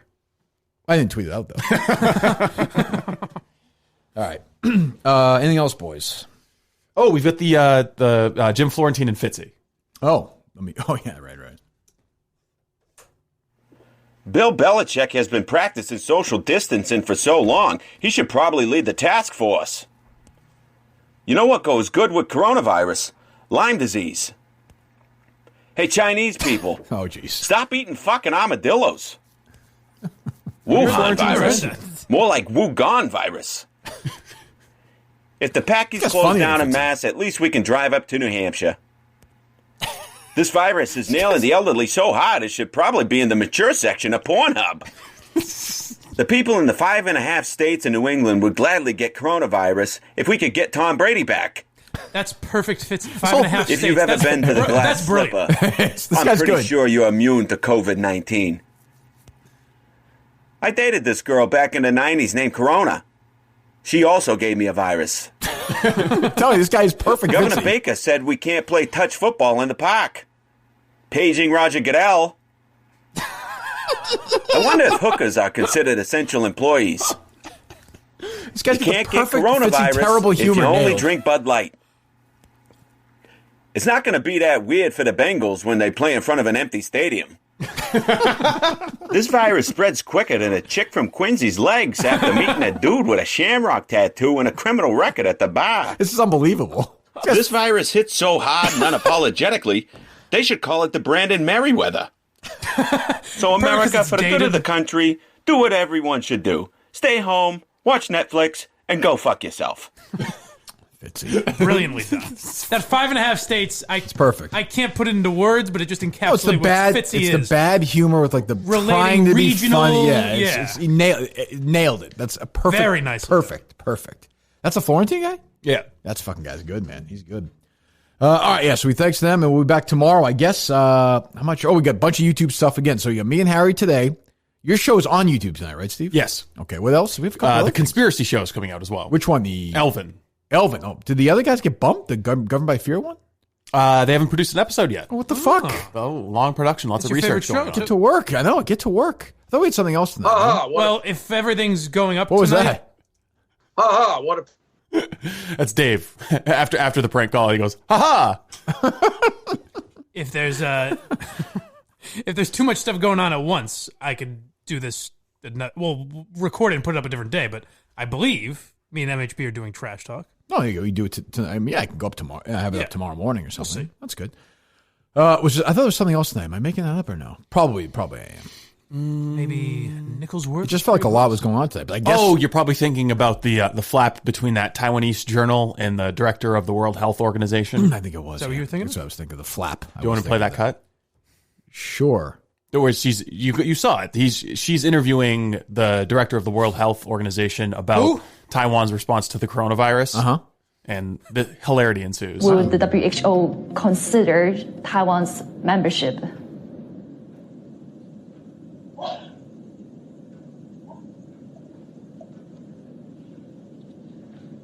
Hello? I'm sorry, I can't hear. I couldn't hear your question. Okay, yeah. Let me repeat the question. No, that's okay. Let's move to another one then. Right, because I'm actually curious on talking about Taiwan as well, on Taiwan's case.